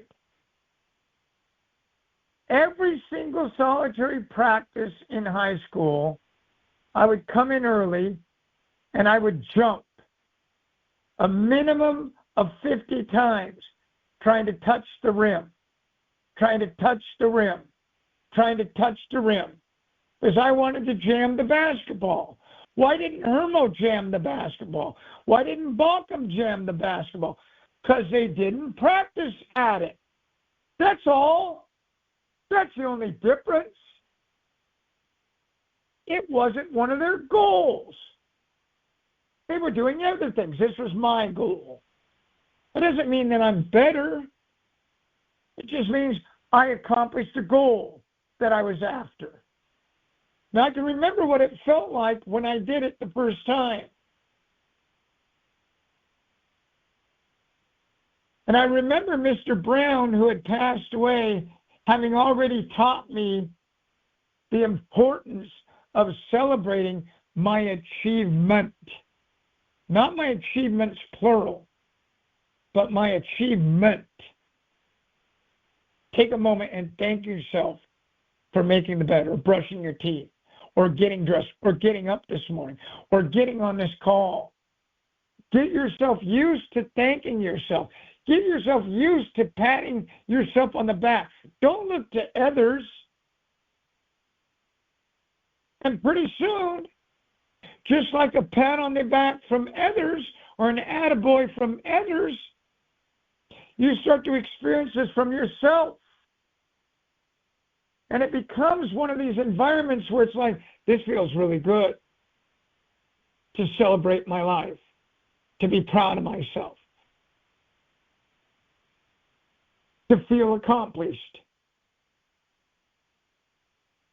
You can feel accomplished from just having been on this call, because you got to know, if you've been on my call, we've actually lost 9 people. Maybe we lost 9 people on this call due to the fact that I talked about butts and wiping butts. Maybe it's because I used the word motherfucker earlier. Maybe one of them just had to get off. Or maybe some are just so offended by my examples and my words, my delivery, that they can't be part of this anymore. They're just too pure for this. I could tell each of you something. I don't care what it takes. I don't. I've been on my knees before. I know what it's like to be on my knees. I was on my knees this morning in prayer. I remind myself every day, like Denzel Washington says. Hell, he says, I've gotten so good at it now, I put my slippers way under the bed that I'm going to put on in the morning. That way I definitely have to get down on my knees and thank someone else or something else for my life. You don't need to be in a situation where you're thanking God, but for God's sakes, when I went to AA, I remember some guy had a rock, and that was his higher power. Whatever your higher power is, thank it for having endured this call. Because I'm going to tell you something. You start to realize after you've been around me for a while, first off, you can't shut me up. Keep going. I mean, I laugh at these people at the senatorial and congressional level in front of the podium for 9, 10, 11, 12 hours, 15 hours. Does anyone know what that's called when they do that? Anyone?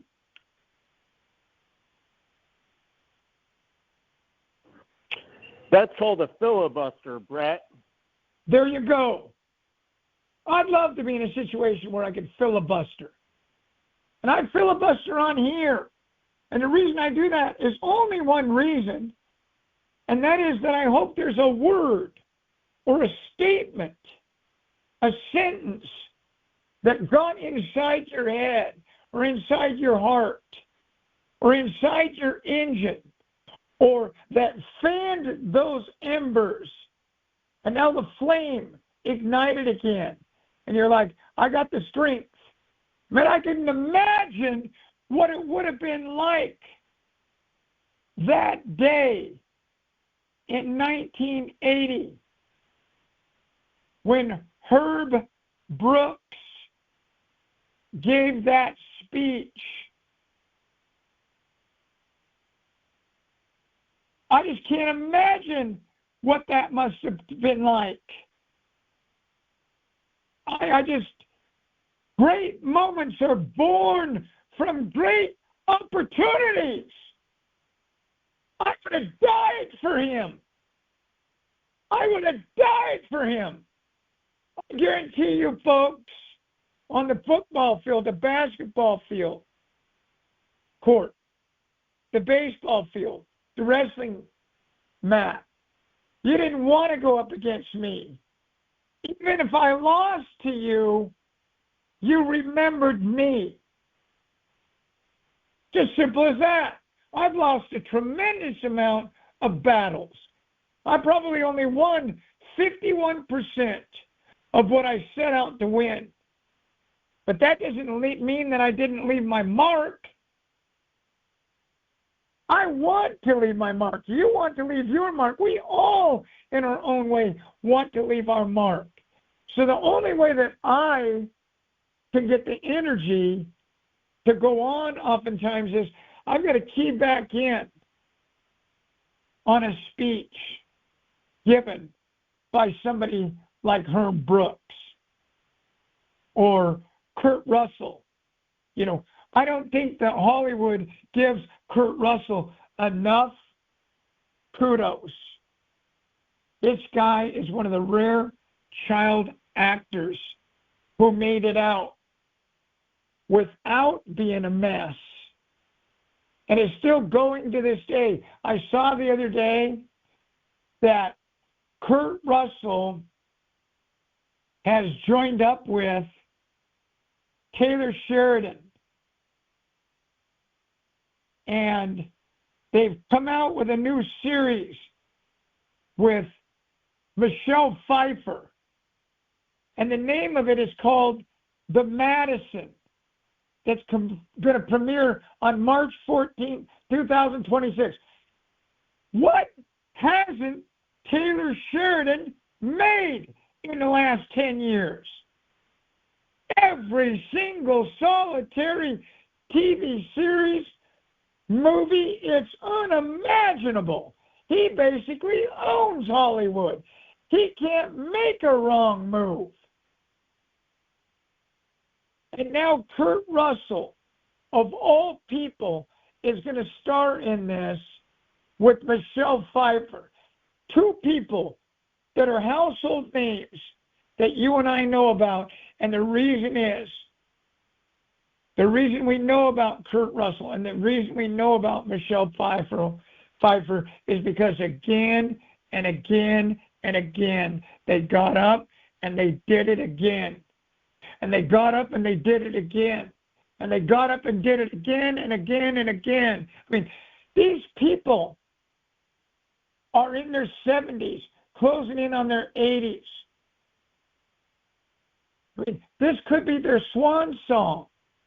I can't wait to tune in. I used to think that Michelle Pfeiffer was one of the prettiest women that walked the face of the earth. But what's interesting is, as she's gotten older, I've gotten older, and the nice thing about it is she hasn't gone through all that plastic surgery and Botox. And from my perspective, she's still unimaginably beautiful. But what I'm really drawn to, like Demi Moore, is I'm drawn to the depth of their character. Because make no mistake about it, if we knew what Demi Moore has gone through in her life, if we knew what Kurt Russell had gone through in his life, if we knew what Michelle Pfeiffer has gone through in her life, many of us would probably shy away from life. I meant what I said earlier, buddy. I couldn't get you off my mind. I got up this morning and I was inspired by this. Because everybody on the phone knows I dealt with cancer. I had a piece of pizza last night in calzone form from Papa Murphy's. Damn thing was about an inch thick. And I ate 3/4 of a slice. It took over an hour. And I can tell you all, I'm almost in tears right now. I could have eaten half a pizza to 3/4 of a pizza to a whole pizza just 4 years ago. And here I am having to teach myself how to eat. And again and again and again, I have to teach myself the patience and that it's a virtue. And that one day, maybe, I'll be able to eat a whole pizza again. But maybe, just maybe, I won't ever eat a whole pizza again. Maybe this happened for a reason. Maybe me not wanting to be fat. Maybe me wanting to have that chiseled body back had everything to do with my wants and needs, my goals. And maybe in the end, what I did was I designed cancer on purpose for myself. What if I am that complex that I designed this entire thing? And at the end of the day, it created the weight loss because I couldn't lose the weight otherwise. I had tried everything short of Ozempic. What if everything you did, on down to including the piece of fruit that you grabbed at the grocery store today, or over the weekend, or last week, or a vegetable, was designed, and that one was for you. That one was for you. Because let's not forget for one moment that that apple you ate is going to be part of your DNA forever. Forever. I mean, I look at my thinking and I often think to myself, I'm like, I understand fully that it's not just physical DNA. For me, it's emotional DNA. It's spiritual DNA. You and I are complex individuals. I mean, they say that we shouldn't be standing. We shouldn't be walking. I know an attorney, my best friend's dad, that's thesis in college for his master's degree was on walking. Believe it or not, God is my witness. And how we should not be walking. It's not possible, and yet we are.